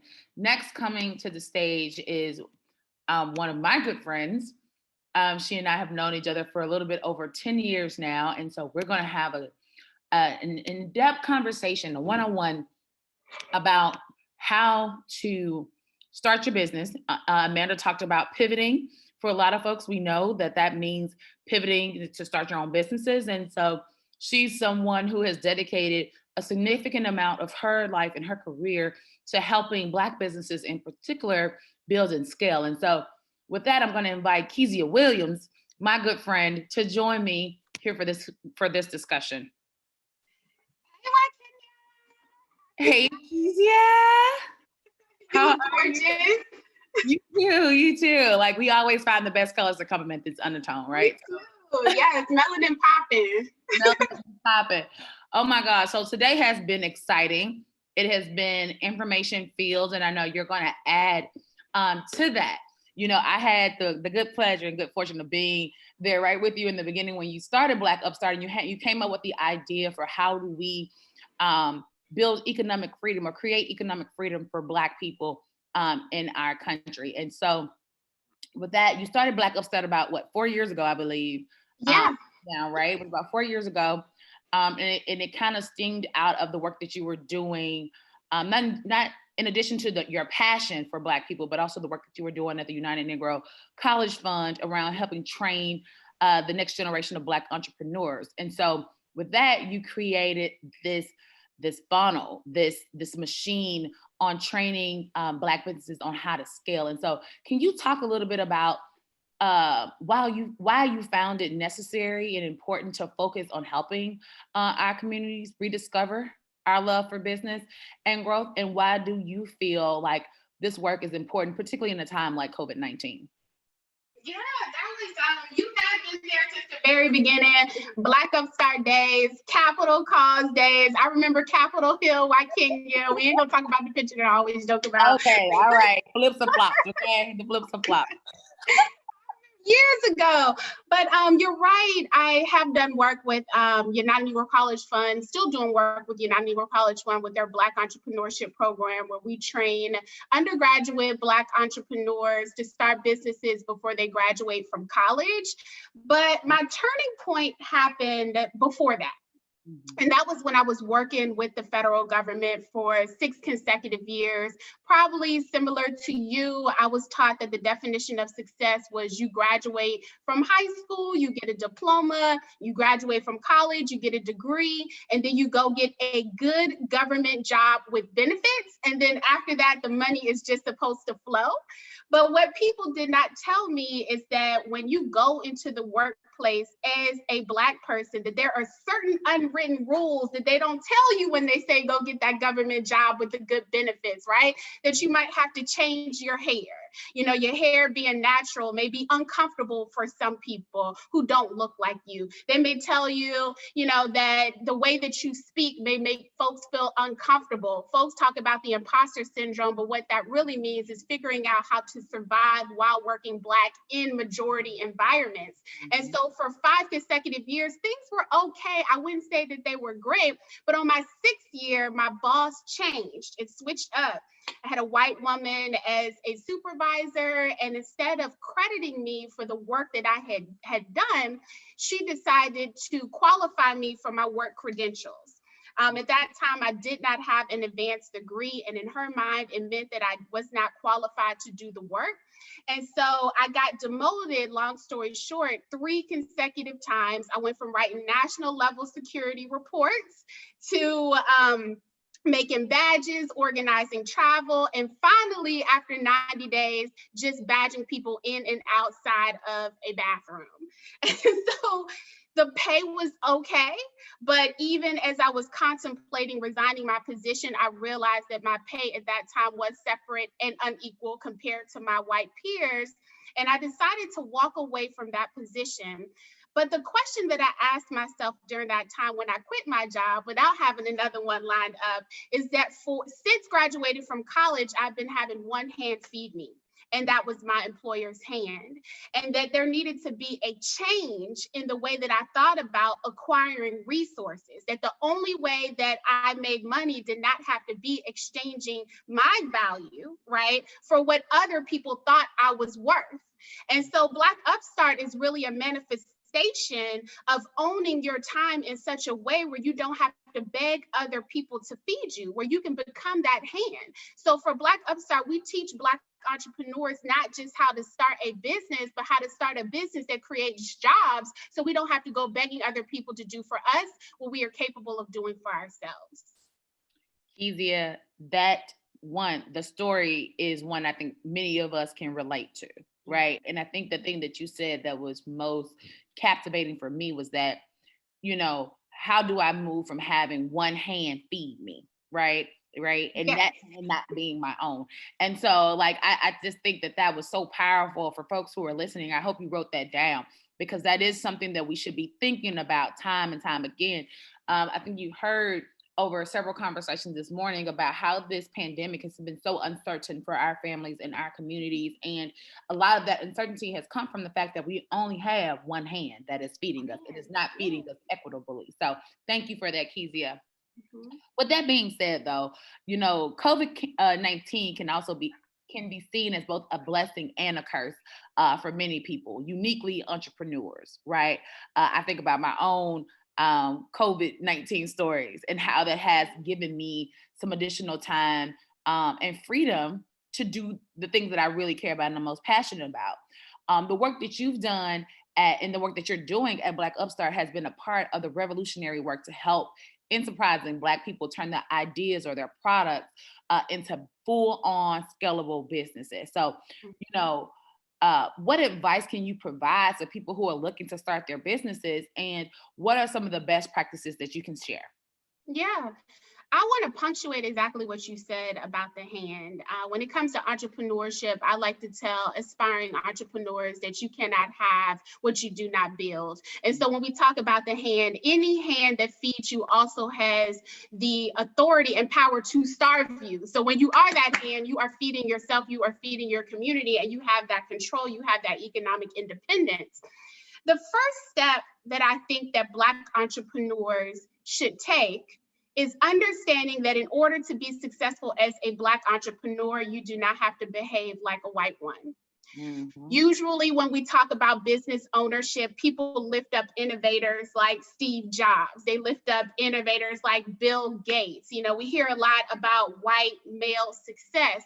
And not to take away from the success that they have accumulated, but the way in which Black people go about that path, we're succeeding not with white privilege, but I like to say that we're succeeding with Black privilege. So for Black Upstart, we start with the Black entrepreneurial blueprint, and we platform our lessons with the the lessons that other Black entrepreneurs have learned along the way. So for example, when we think about people like Mary McCloy Bethune, huge fan of Bethune-Cookman University. Shout out to anyone who is enrolled in HBCUs. But folks often think about, yes, like King and Tougaloo and Tougaloo College. But we think about Bethune-Cookman University, and that's the outcome of her entrepreneurial endeavors. We very rarely think about how she started with a one-room schoolhouse. She started with a one-room schoolhouse where she had less than 15 children attending an all-girls school Monday through Friday, which her son was also enrolled because she had to be a mom while she was an entrepreneur. The way that she paid her rent every single month wasn't through any white venture capitalists, because that just didn't exist in that sense during that day. She sold meat pies and sweet potato pies to the mine workers down the street. Present day, we call that crowdfunding, but during that time, it was, Mary McCloy Bethune trying to make $1 out of 15 cents. She was using what she had, starting where she was, and doing what she could in order to start her vision and scale from there. A more contemporary example would be Issa Rae. Issa Rae, folks are watching Insecurity. They're trying to decide whether it's Team Issa or Team Lawrence. Now it's Team Issa Lawrence because I think they're back together. Maybe they're not back together. We have to wait until the next season. But we see her at HBO. But we forget that she started on YouTube, which is a free platform that anyone can use. And so she used the resources available to her. Issa Rae initially worked 9 to 5. She worked 9 to 5, then she came home and built her business from 6 p.m. to 10 p.m. So 6 p.m. to midnight, working weekends, until she was able to take her income, invested in such a way that Pharrell, a Black man, invested in season 2 of her first series, which was The Misadventures of the Awkward Black Girl. So the first thing I tell entrepreneurs is, one, look to those Black entrepreneurial examples that have succeeded without the benefit in this United States of America of white privilege, and use the resources that they already have. The second thing that I say is, don't be afraid of the Black market. And when I say the Black market, what I'm really referring to here is that Black people spend $1.3 trillion annually.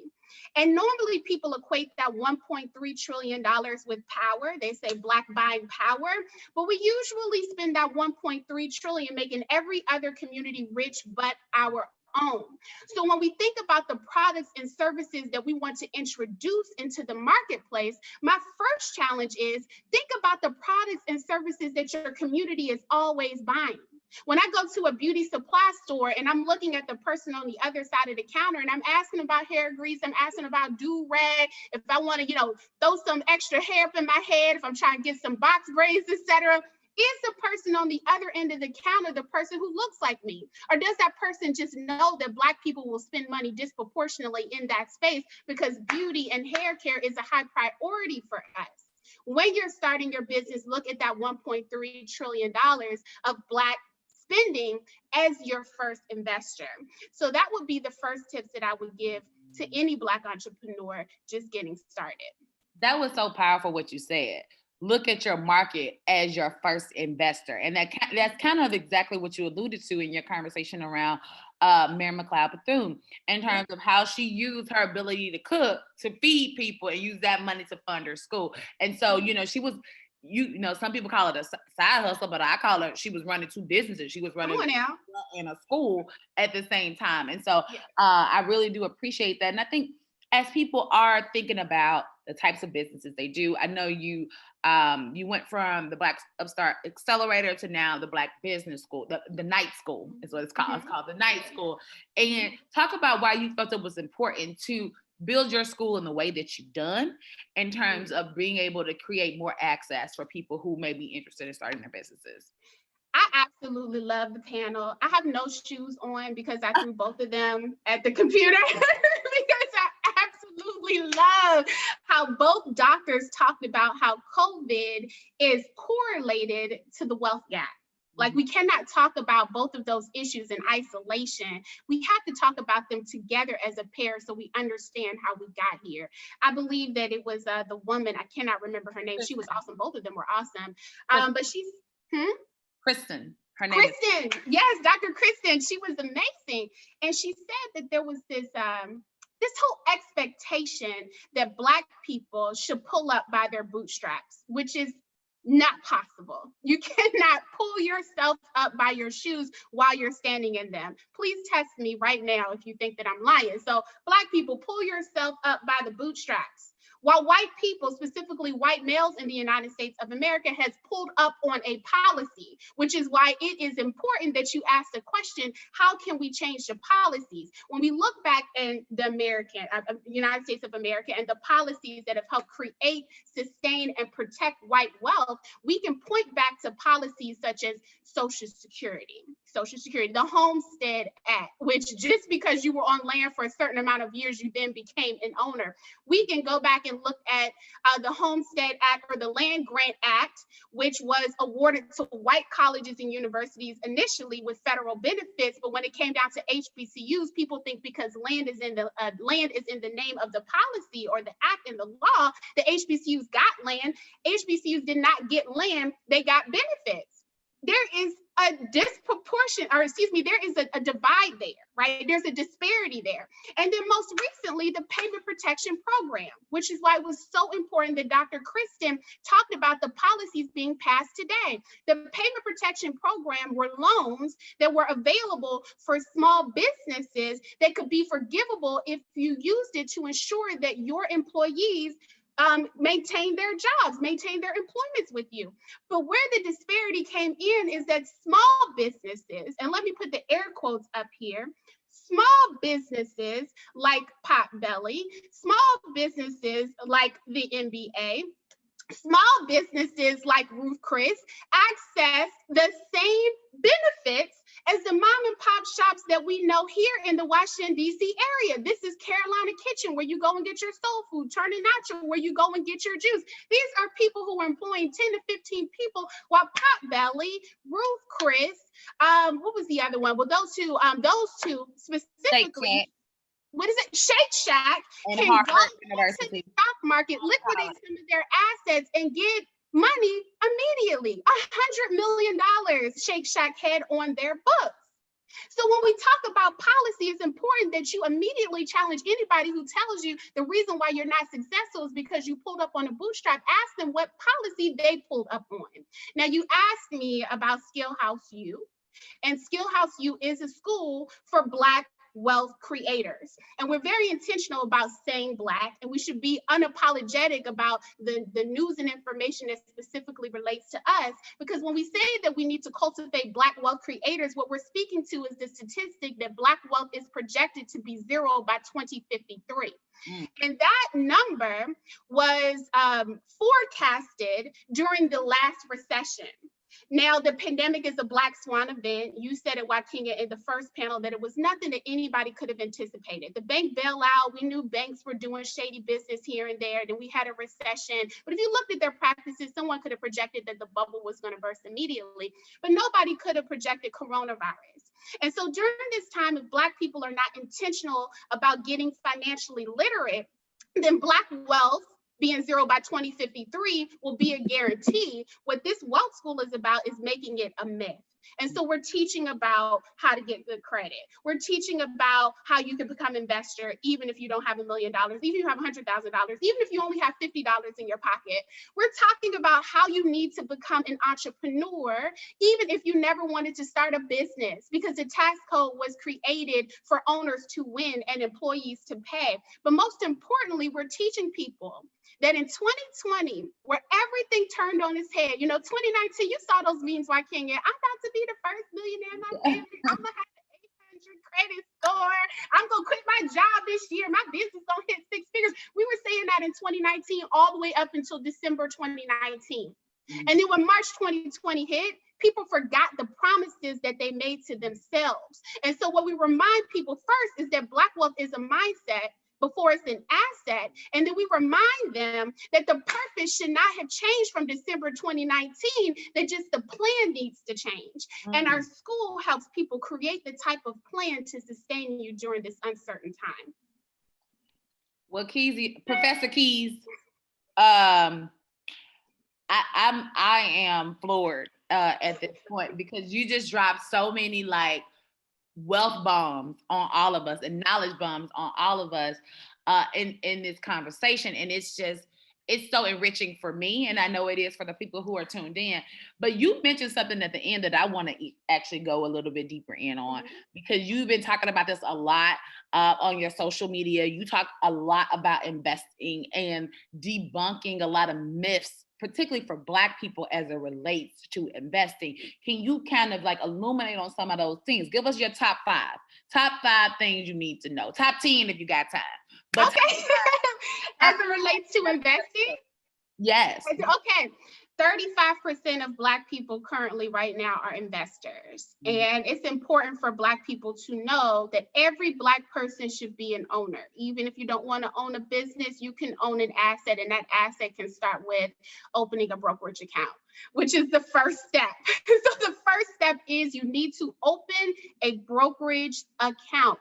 A brokerage account allows for you to buy and sell assets, specifically equities is what I'll talk about today. It's important that you have more than one brokerage account.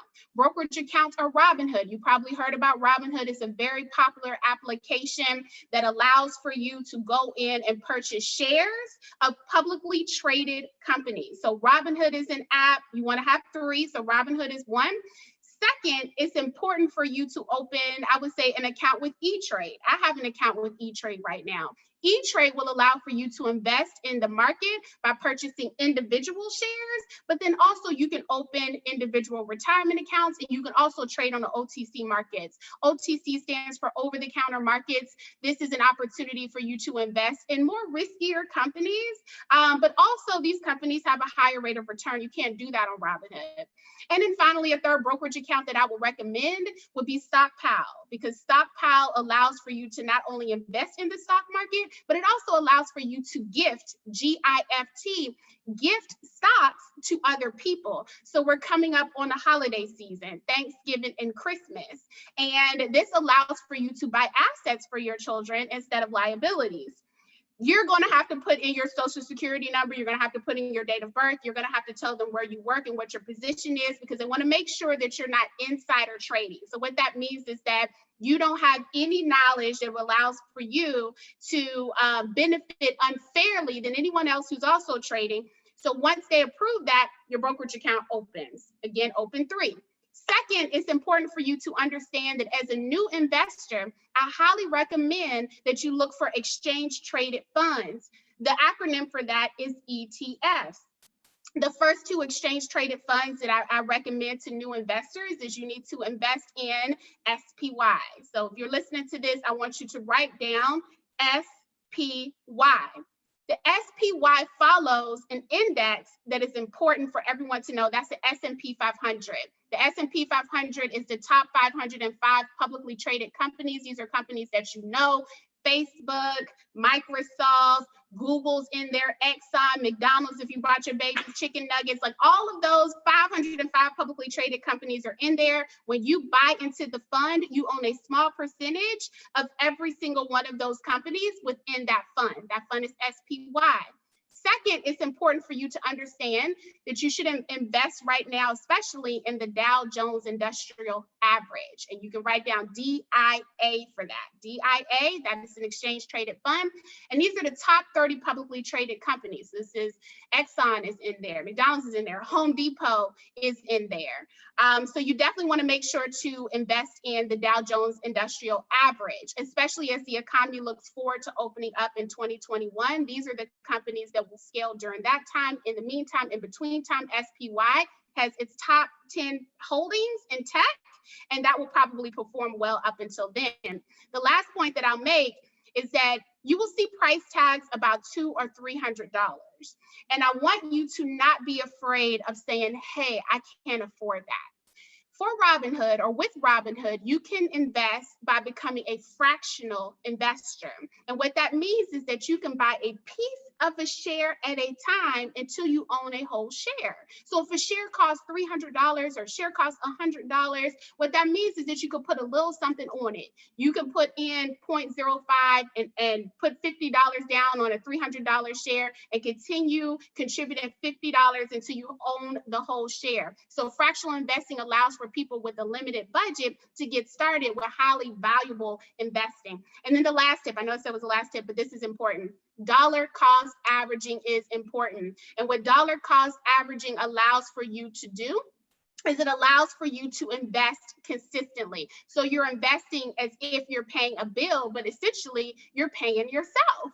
And so dollar cost averaging just calls upon you to identify a day or 2 days within a month where you invest in the market, regardless of if the market is doing well, that's a bull market, or if the market is not doing so well, and that's a bear market. And that allows for you to take advantage of the market regardless of what it is, because regardless of how smart you are, whatever financial analyst you talk to, you can never predict where the market will be at any given time. And so it's like being consistent, just like you tithing. Y'all should be tithing every Sunday. You know, you're being consistent. You're paying into yourself, into your brokerage account, so that you can guarantee yourself returns. Professor Keys, okay. Because this is the type of stuff we need to talk about, right? Like, I think when we talk about generational wealth divides, when we talk about historic economic oppression and depression, we don't talk about the value of the stock market and the myths that exist around it. So many people say, oh, if you don't have a savings account, then you don't need to invest. Well, last time I checked, saving and getting anybody rich, okay? It just gives you a cushion. So you have to think about the long-term investment and the short-term investment, right? I see savings as short-term investments. I see investments as long-term investments, stocks, traders, and things of that nature. There's so many questions that are coming in here, and people are asking questions about self-directed IRAs. They're asking questions about how do they manage their business in the middle of a public health crisis. And I think we're going to go there, right? We're going to go to talking about as we enter into this next phase of life, right? Struggling to plan for unexpected crises such as COVID-19, unintended funerals and things of that nature. So many people who are dying because of this pandemic don't have life insurance, and that presents a different financial strain on families. Can you talk about some of the other type of annuities like life insurance and how that actually adds to generational wealth? And how can you also address how people need to think about planning for the unexpected in times like this? Talk about two things. I heard someone mention the IRAs, and then I will pivot to the life insurance, because I think when it comes to life insurance, people use life insurance as a death plan and not so much as a life plan. Life insurance is best used when it's coupled with other assets, which is why it's important that you listen to what Joaquin has said about savings. Savings will grow at about 1% to 2% a year. When you invest your money into the stock market, on average, it will grow about 6 to 10%. In really good years, it's double digits. It's 10, 11, 12, 13, 14, 15%. During the pandemic, there are some funds, some mutual funds and exchange traded funds that have returned 40, 50%. But none of those numbers are 1% to 2%. So savings is important. You should have 3 to 6 months worth of savings, but that's not where you'll get the best return on your investment. With that being said, after you've gotten your savings together, after you've paid down your debt, I wish we had more time because I could talk a lot about that credit card debt, student loan debt. I got some tips and tricks there. Take it time. Get it to the debt. We got time. I will bookmark that and come back to it. With the retirement accounts, though, if you are employed, I want you to ask your employer if they have a 401k, that's normally for-profit, 403b, that's nonprofit, TSP, thrift savings plan, that's for folks who work at the federal government. I want you to ask if they have a matching plan, which means for every dollar you match, they match $1 up to a certain percent. For most employers, that's between 3% and also 6%. Then I want you to get busy contributing to that retirement account. Now, most people say retirement savings, and it is a savings vehicle, but most importantly, it's an investment vehicle. So when you contribute to your mutual funds within your retirement accounts, they're usually being invested into the stock market to go to work for you. That's why I took time to say we need to look at 6% returns and not just 1 or 2% returns. So you want to make sure to take advantage of that, ask about matching, ask what percentage that they match. And if you are capable and able, make sure to max out that contribution every single year. But if you are not capable, still put a little something down on it. Just like fractional investing, put a little something down on that retirement, because compound interest will return to you 59.5, 60 when you retire, 45 if you get smart about it. It will return to you exponentially. Next, I want you to take a peek at those mutual funds, because oftentimes we just say, okay, I kind of set it and forget it. My contributions, which is important, set it, but don't forget it. I want you to look at those mutual funds, and I want you to first look at a couple of things. I want you to ask yourself, what percentage of equities are in your mutual funds? It's important that you take 110, you subtract your age, and whatever number results from that, that is the percentage of equities that you should have represented in your mutual funds. Equities are purchases of individual shares in a company, okay? Equities is a little more risky, not super risky, especially if you're choosing the right mutual fund, but they're gonna return the most for your money. And the younger that you are, the more you're able to invest in equities in such a way where they can lose some value, but mostly they're going to gain value over time, okay? So calculate that. 110 minus your age, the resulting number is the percentage. Second, I need you to look at your expense ratio. It's important for you to know expense ratio. When you click on your mutual fund, it's going to take you to a page that says prospectus. I want you to look at the expense ratio. If it's over 1%, it's too expensive. It means that they're charging you 1% on whatever total amount of contribution that you're making quarterly or even annually. You want to make sure that is below 1%. Finally, you want to make sure that you are not over invested in money markets according to your age. That's why that formula is so important. When I opened my retirement account, working at UNCF, having a 403B, I had 70% of my money invested in money markets. And essentially what that is the safest investment that you can make, because that is companies buying debt from other companies and they're getting a return at 1 or 2%. It's equivalent to savings, which defeats the whole purpose of investing in the stock market.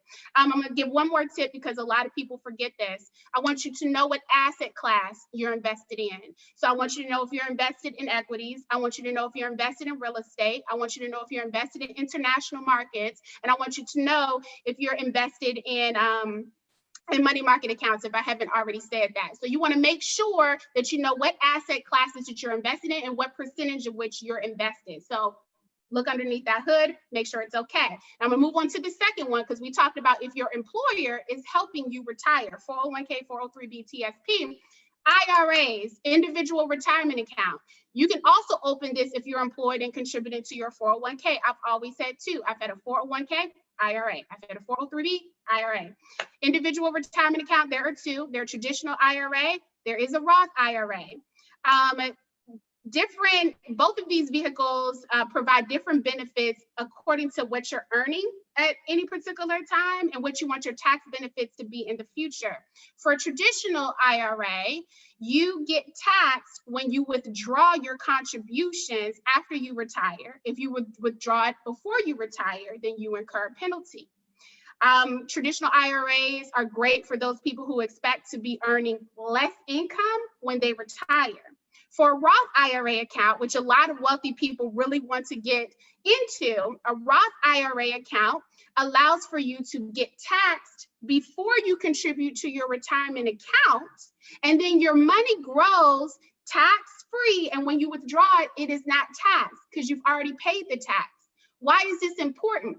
If right now your income has been affected by COVID, so you've had a tax cut, perhaps you're working 2 jobs, unfortunately right now you're working 1 and you're working on those other streams of income, that means that now you may have moved to a different tax bracket. You may have been paying taxes on contributions to 18%, that may have dropped to 12%. So what that means is that, okay, this might be a temporary loss of income. Your income might be low also because you're young. You contribute at the 12% rate, your income grows, and perhaps at 50, 60 years old, now you're making $250,000. When you withdraw that money, it is not taxed because it already got taxed years ago when you open your Roth IRA account. You can only contribute up to $6,000 if you're under the age of 50 to a Roth IRA account. If you're over the age of 50, you can contribute $7,000 a year. Also, if you earn more than $139,000 as a single person, and I believe if you earn over $206,000 as a married couple, you cannot contribute to your IRA. So I hope that I know it's dense information, but I hope that was helpful for people who needed to learn about retirement. Kezia, we need to have you back for a private session. You should offer office hours through night school so that you can to really take advantage of this. This has been amazing. We have a couple of other questions.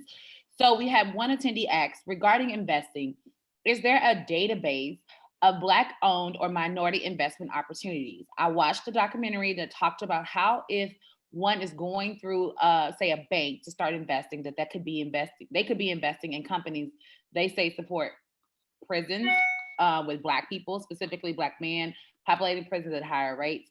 I would not want to invest in companies that are also funneling money to prisons. So how do people look for, is there a place where there are Black-owned or minority investment opportunities? And I think that may get into a number of different, sectors, but if you have a resource there, that would be actually great to provide to folks, because I know when you look at places like Wells Fargo and others who have traditionally funded private prisons, and we understand what that means for communities that look like ours. So can you just expound on that a little bit?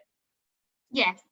So first, I want to make sure that you designate your business appropriately. If you're a small business, you do not need venture capital.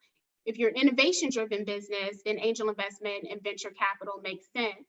How do you know the difference? If your business is designed to serve a local or regional market, you have a small business. So that's a restaurant, that's a nail salon, that's the hair girl, the lash girl, the braid girl, that's a local catering company. Those are small businesses. You may want to look for a loan, or you may want to get friends and family to invest in you privately in order to get you started with your startup capital. An innovation-driven enterprise is usually a tech enterprise. So that is meant to serve a super regional or global market. These are the Facebooks, the Instagrams, the tech companies. Somebody just invited me to Clubhouse the other day. Clubhouse is like an online app that allows for you to join conversations like this and learn from specific subject matter experts. These are technical companies that have an opportunity to serve a global market. Make sure to designate your business appropriately first, because that determines what type of funding you pursue. The third thing I'm going to say is I really like what both PhDs said earlier when they were having their conversation with Wakenya. And what they talked about was the different policies that have been put into place to help certain businesses. Now that we have a Black woman who is our vice president-elect, I just want to say that one more time because it sounds amazing. We have a Black woman who is our vice president-elect. She has made a commitment to make sure that small businesses especially get resources for their businesses. But those resources will be funded in a very specific way. And that is through community development financial institutions. So I want you to write down CDFI, community development financial institutions. These institutions operate a lot like big banks, but they are designed to serve underserved populations, usually Black and brown and low income entrepreneurs. And so these CDFIs will provide grants. So that's loans that you don't have to pay back regardless of whatever type of business that you are, as long as you're located in their market. But two, they can provide low interest loans without the benefit or without the requirement of you having collateral. So when you walk into a Wells Fargo or you walk into a, I don't even know if Wachovia, a Bank of America, they're going to say, in order for me to give you a loan, you have to show us collateral. What is collateral? Your house, right? But we also know that Black home ownership is less than white home ownership. When you go into a CDFI, because their very purpose is to serve people who may not have the same collateral as their white counterparts, they're able to take a risk on you and still give you a competitive rate. As it relates to investing, let's say, okay, Kezia, I still have an innovation-driven enterprise and you've given great resources for small businesses and some for tech. It's highly relational. And a lot of Black investors are going to take chances with people that they already have relationships with. It's important for you to network. Where did I find my first VCs? I found them at Afrotech. They're sitting in the audience just like you. They're asking questions. They're going to the networking events. I found it at Head and Heart Philanthropy Summit. It's a woman-owned, Black-owned summit where she convenes venture capitalist investors, but most importantly, people looking for Black venture capital dollars. And she convenes them for a week in Martha's Vineyard. Look up folks like, her name is Stephanie Davis, and I'll drop her contact information in the chat box after our conversation is done. She is one of the very few Black female VCs who answers every single email that is sent to her. And her company was one of the first investors in Maven, which is a Black-owned company that provides hair extensions to hairdressers across the country at competitive wholesale prices. Wow. So definitely please drop those resources in there around venture capitalists. I know as a tech founder myself, I always am looking for angel investors. So that's super important. There are questions. Yeah, she's gonna. I had a couple questions about could you put those resources in the chat box, and I think you'll go ahead and do that. But I want to kind of go back to the conversation around retirement. So for some people who are evaluating their assets and they are also looking to start businesses or expand their businesses, what advice can you give? Would you recommend rather they pull their retirement to invest in their businesses in this COVID climate? That's a great question, and the answer would be no. I do not believe that right now, yes, there is very little penalty right now. I think it's no penalty for withdrawing for your retirement account during this very specific time. Most Black entrepreneurs, especially entrepreneurs who are just getting started, so I'm talking about self-employed entrepreneurs that also work 9 to 5, because that's how the IRS defines you when you start an LLC and you start making sales as self-employed, even though you can still have a job. I want you to think through the benefit of making a minimum viable product. And a minimum viable product allows for you to test a product or service that is not perfect, but is done enough for customers to respond to it and pay you. The woman who preceded me talked a lot about pivoting, and that's what a lot of entrepreneurs are doing right now. They're realizing if they owned a restaurant and they mainly serve people in the dining area, then now they have to figure out how their delivery methods are going to work. Or maybe the lash girl who used to do lashes inside of a leased space. Now she's trying to figure out how to be mobile, but still protect herself with PPP, and also her clients mandating that they wear PPE rather. So like you're figuring out how to do business differently. Create your minimum viable product. I want you to test it for a week, maybe 2 weeks, see if you can get a sale. Use the resources that you currently have. You should have 6 months worth of saving. You should have 3 months worth of saving if you're also contributing to your retirement account. You need to use, I would recommend that you use sites like Indiegogo. GoFundMe. I mean, GoFundMe gets a bad rap, but GoFundMe is how all of my entrepreneurs who enroll in my bootcamp get funding to cover their full scholarship to go through the program. Look at, if you're running a nonprofit organization, you're trying to pivot, look at Razoo. Razoo is great for nonprofits. And what that allows for you to do is write down 50 people in your network, their email addresses, their phone numbers, and let them know your new idea, your new concept, and ask them to contribute to funding that idea if you don't have the resources available. The reason why I don't recommend that you tap into your retirement, because the average Black family only has $19,000 in their retirement account. Once you withdraw money from your retirement account, you're not benefiting from compound interest, your money is not growing. And yes, you're putting it to work for your business, but business is always a risky endeavor. I believe in you, I believe you'll be successful, but there are other resources and other money that you could put your hands on that could work. The last thing I'll say is that when this second stimulus bill passes, there's going to be an opportunity, I believe, for people to take advantage of the economic injury disaster loan. That was cash advances given to entrepreneurs in order to help them get capital that they needed to pivot. So make sure that you take advantage of that cash advance. Awesome. And Kezia, we have a question from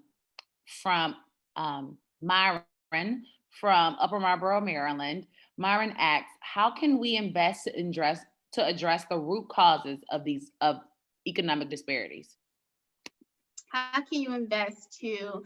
So that would be a conscious investor. And when you invest, it's not just looking for the best company, but also the company that matches your values. What are your values? What do you care about? Do you want a company that cares about the environment? Do you want to invest in a company that just doesn't say that they want to invest in the Black Lives Matter movement, but you look at their corporate board, it's not reflective of you? Or perhaps they're saying that diversity and inclusion is one of their main priorities, but their percentages haven't increased over the past 5 or 6 years. How do you know this? How can you do this research? I want you to go to 2 sites. You can go to Yahoo Finance and type in the stock ticker, or you can go to markets.ft and type in the stock symbol. And in both of these places, you can go to the holdings tab, scroll down, and it allows for you to click a link that takes you to the company's investor relations website on their page, and you can click into their last quarterly report. All right, it's called K1. You can click onto that report, and then I want you to read. It's usually a long report. Sometimes they abbreviate it for you, especially if it's a larger corporation where they give you kind of 10 pages of their vision for the future, but most importantly, what they've done in the last quarter. And many times the pages is 200, 300 pages, but this sounds like a conscious investor, and you should definitely read every single page, but they will tell you where their priorities lie in the last quarter. Most importantly, they will self-report how they measured up to it. I mean, this is a report to their investors. They want you to continue investing their money so they can put your capital to work for their bottom line. They will also talk about what their goals are for the next quarter. This is how we plan to make money, and perhaps this is how we plan to make change. And you want to see what those projections are, and you want to make sure to make informed decisions as an investor on how you want to move forward with your capital. I also strongly believe in Black investors investing in Black publicly traded companies. Robert Johnson has made some controversial remarks over the past couple of weeks, especially as it related to this presidential election. But he does own RLJ Lodging Trust. And right now, though, the hotel industry, really the whole entertainment and hospitality industry is getting hit hard. We saw that when Pfizer announced that their vaccine had been very successful in trials, that the whole entertainment and hospitality industry began to rebound, starting with hotels, airlines, and cruise lines. And so that also means RLJ and the hotel conglomerate that Robert Johnson owns is going to benefit from 2021 when the economy opens up. That's a Black-owned publicly traded company. Robert Smith, Black billionaire. He's been on the cover of Forbes. He's one of the largest donors to the Blacksonian, the National Museum of African American History and Culture. He owns a couple of tech companies that are publicly traded. I will drop those stock tickers in the chat box for you to see, but you can invest in his work in the companies where he is a majority owner, a Black man. He will put that capital to work in order to bring more investments for your consideration. Black capital, Black investors investing in Black-owned companies. And I just want to put a disclaimer out there. Kezia is not telling you what to do. She's just giving you resources. Thank you. So if stuff doesn't pan out right, it's not her fault, okay? You have to do your own research and make your own decisions. Yeah. Yeah, you know, I got you. Thank you. Listen to that caveat. I don't want nobody calling me talking about that. Caveat. This is the next to the last question. What are some resources that you would recommend on building Black wealth? Books, subscriptions, services. Gail from Arlington is asking this question, and I think all of us want to know from that. It is very clear to us that you're extremely knowledgeable about these things, and a lot of it has become because you've done the research, you've done the work. What information or nuggets can you share in terms of where people can go and become as learned as you are as it relates to these things? First thing I'll say is if you're on social media, unfollow everything that doesn't improve your life, with the exception of your friends and the people that know you. Because most of you. But in some cases, some of your friends and family that don't also service your purpose. So listen to Ikea, y'all. Don't get it twisted. You love them, but they're not always good for the things that you're trying to do. So I love it. another Not all kinfolk are skinfolk are in your corner. So, so make sure you're very intentional about what's coming down your timeline. And I say that to say is that when I look at my timeline, when you look at your timeline, look for those pages that are educating you. Of course, I'm going to plug the Black Upstart, but I'm also going to plug HBCU Wall Street. I'm going to plug Earn Your Leisure. Wall Street Trapper teaches specifically about investing in the market. Earn Your Leisure talks about entrepreneurship and how to get into the business by interviewing entrepreneurs who have taken the journey to business ownership. Black Upstart, holistic, we talk about Black wealth. HBCU Wall Street talks about real estate investing. So I want you to find those pages that can be especially useful and helpful to you as you're pivoting during this time, because they focus on sharing information. You can also follow me, Kezia MW. I do reels, I do Professor Keys videos, and I like to make learning really fun and short-term firm. I also would recommend that you follow Dr. Lynn Richardson. She's a G in the game, I call her OG, she's a G in the game, Black woman financial educator. Sometimes Black women voices aren't lifted up as much as our male counterparts, who also, yes, deserve a platform as well, but she does an amazing job teaching people how to start an LLC and pay no taxes. So I will follow her. In regard to books that you should get, I would recommend Black Labor, White Wealth. I'm reading this for the 4th time, which is why I could just pick it up. So this definitely have it on my shelf. I definitely have it on my shelf. On your shelf? Going with me on vacation.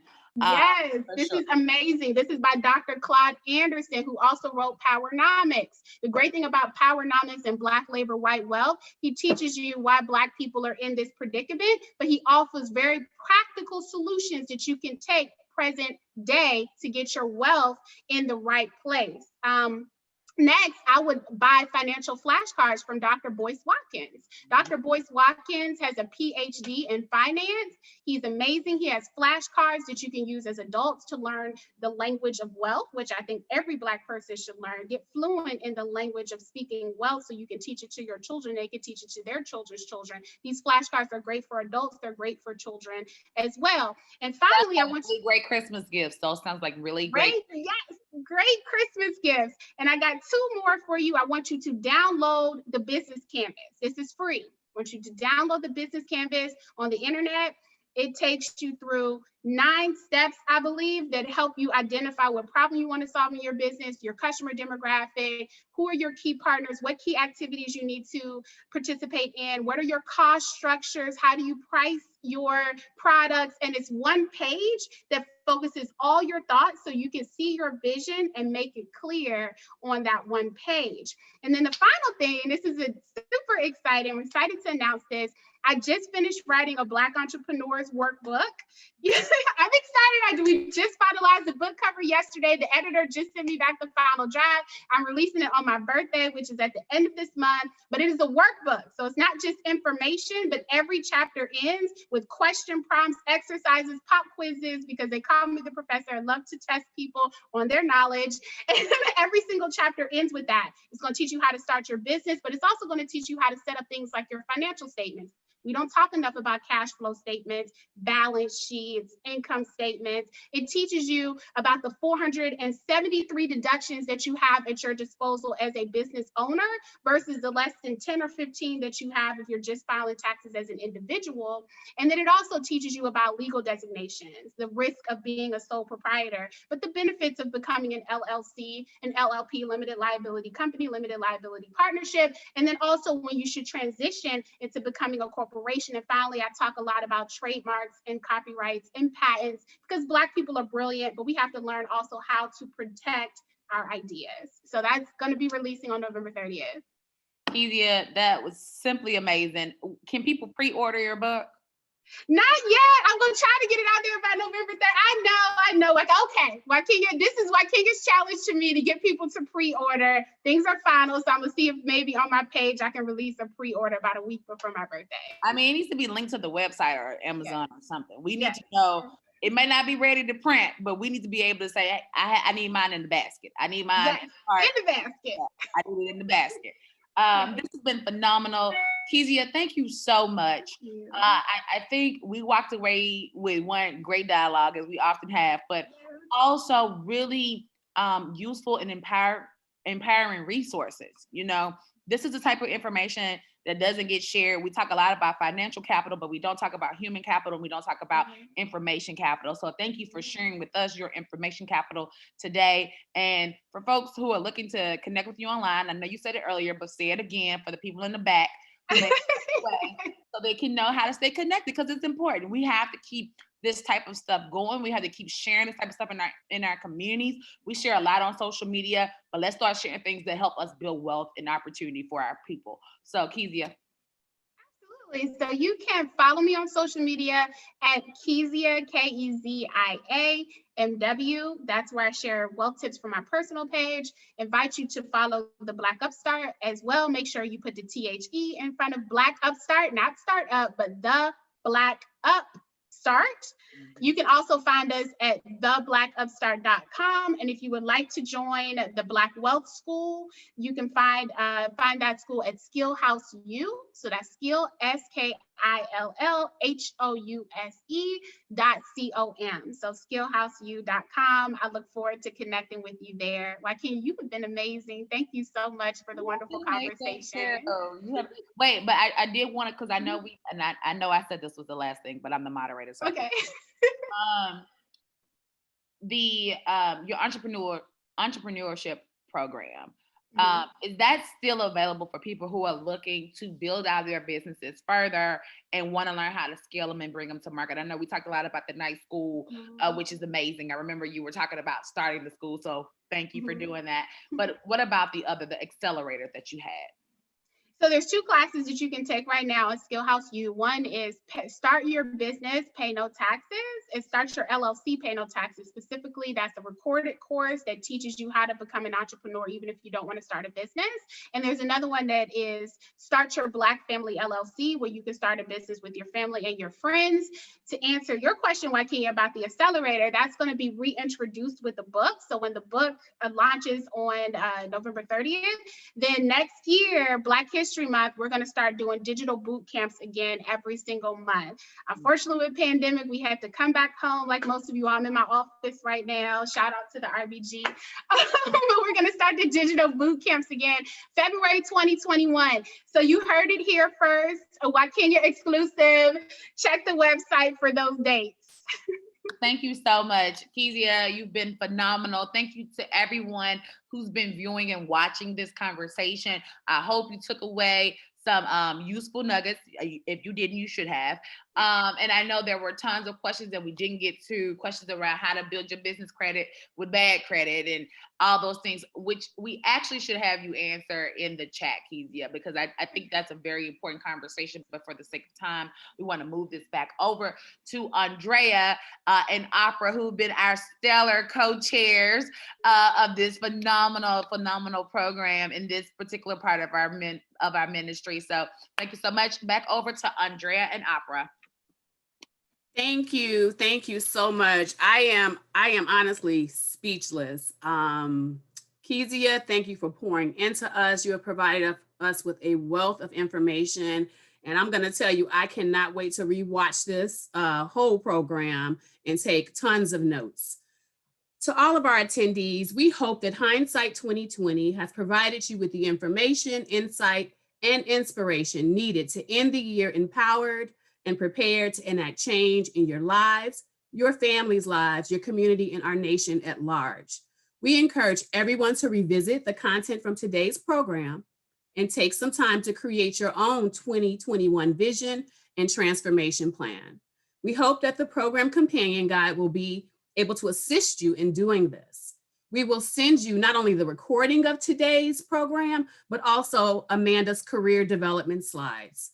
Thank you to each and every panelist and contributor to Hindsight 2020, specifically Deacon Peggy Randall, Wykenia Clanton, Kristen McIntosh, Dr. Robert Brown, Amanda Levi, and Kezia M. Williams. We also thank our pastor, the Reverend Dr. Howard John Wesley, for his leadership, and the staff at Alfred Street Baptist Church that work behind the scenes to ensure that each event is executed with excellence. They include Dr. Sylvia Jones, Dwayne Stewart, who is a one-man AV show, Ladia Olusa, the communications team, Yaya Fogel, and so many more.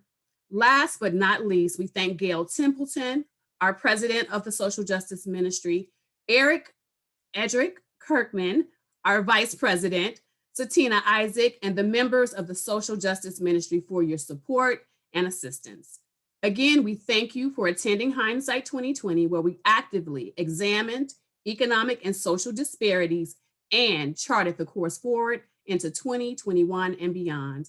We want to hear from you. So please complete our post-event survey. The survey link is available in the chat box. I now invite Deacon Peggy Randall to conclude today's program in heartfelt prayer. Let us pray. Dear Lord, we thank you for this seminar today. What a blessing, Lord. What a blessing. I pray your grace and riches over all that was said and done. Bless the presenters, Lord, in a mighty way. May their knowledge and expertise be light to those in darkness concerning the issues that was discussed. Please, dear Lord, meet all our needs according to your riches, Lord, in glory. These things and all things we ask in your name. Amen. Amen. Thank you, Deacon Peggy. We thank each and every attendee, panelist, contributor, support person. You all have a blessed day, and we'll see you next time.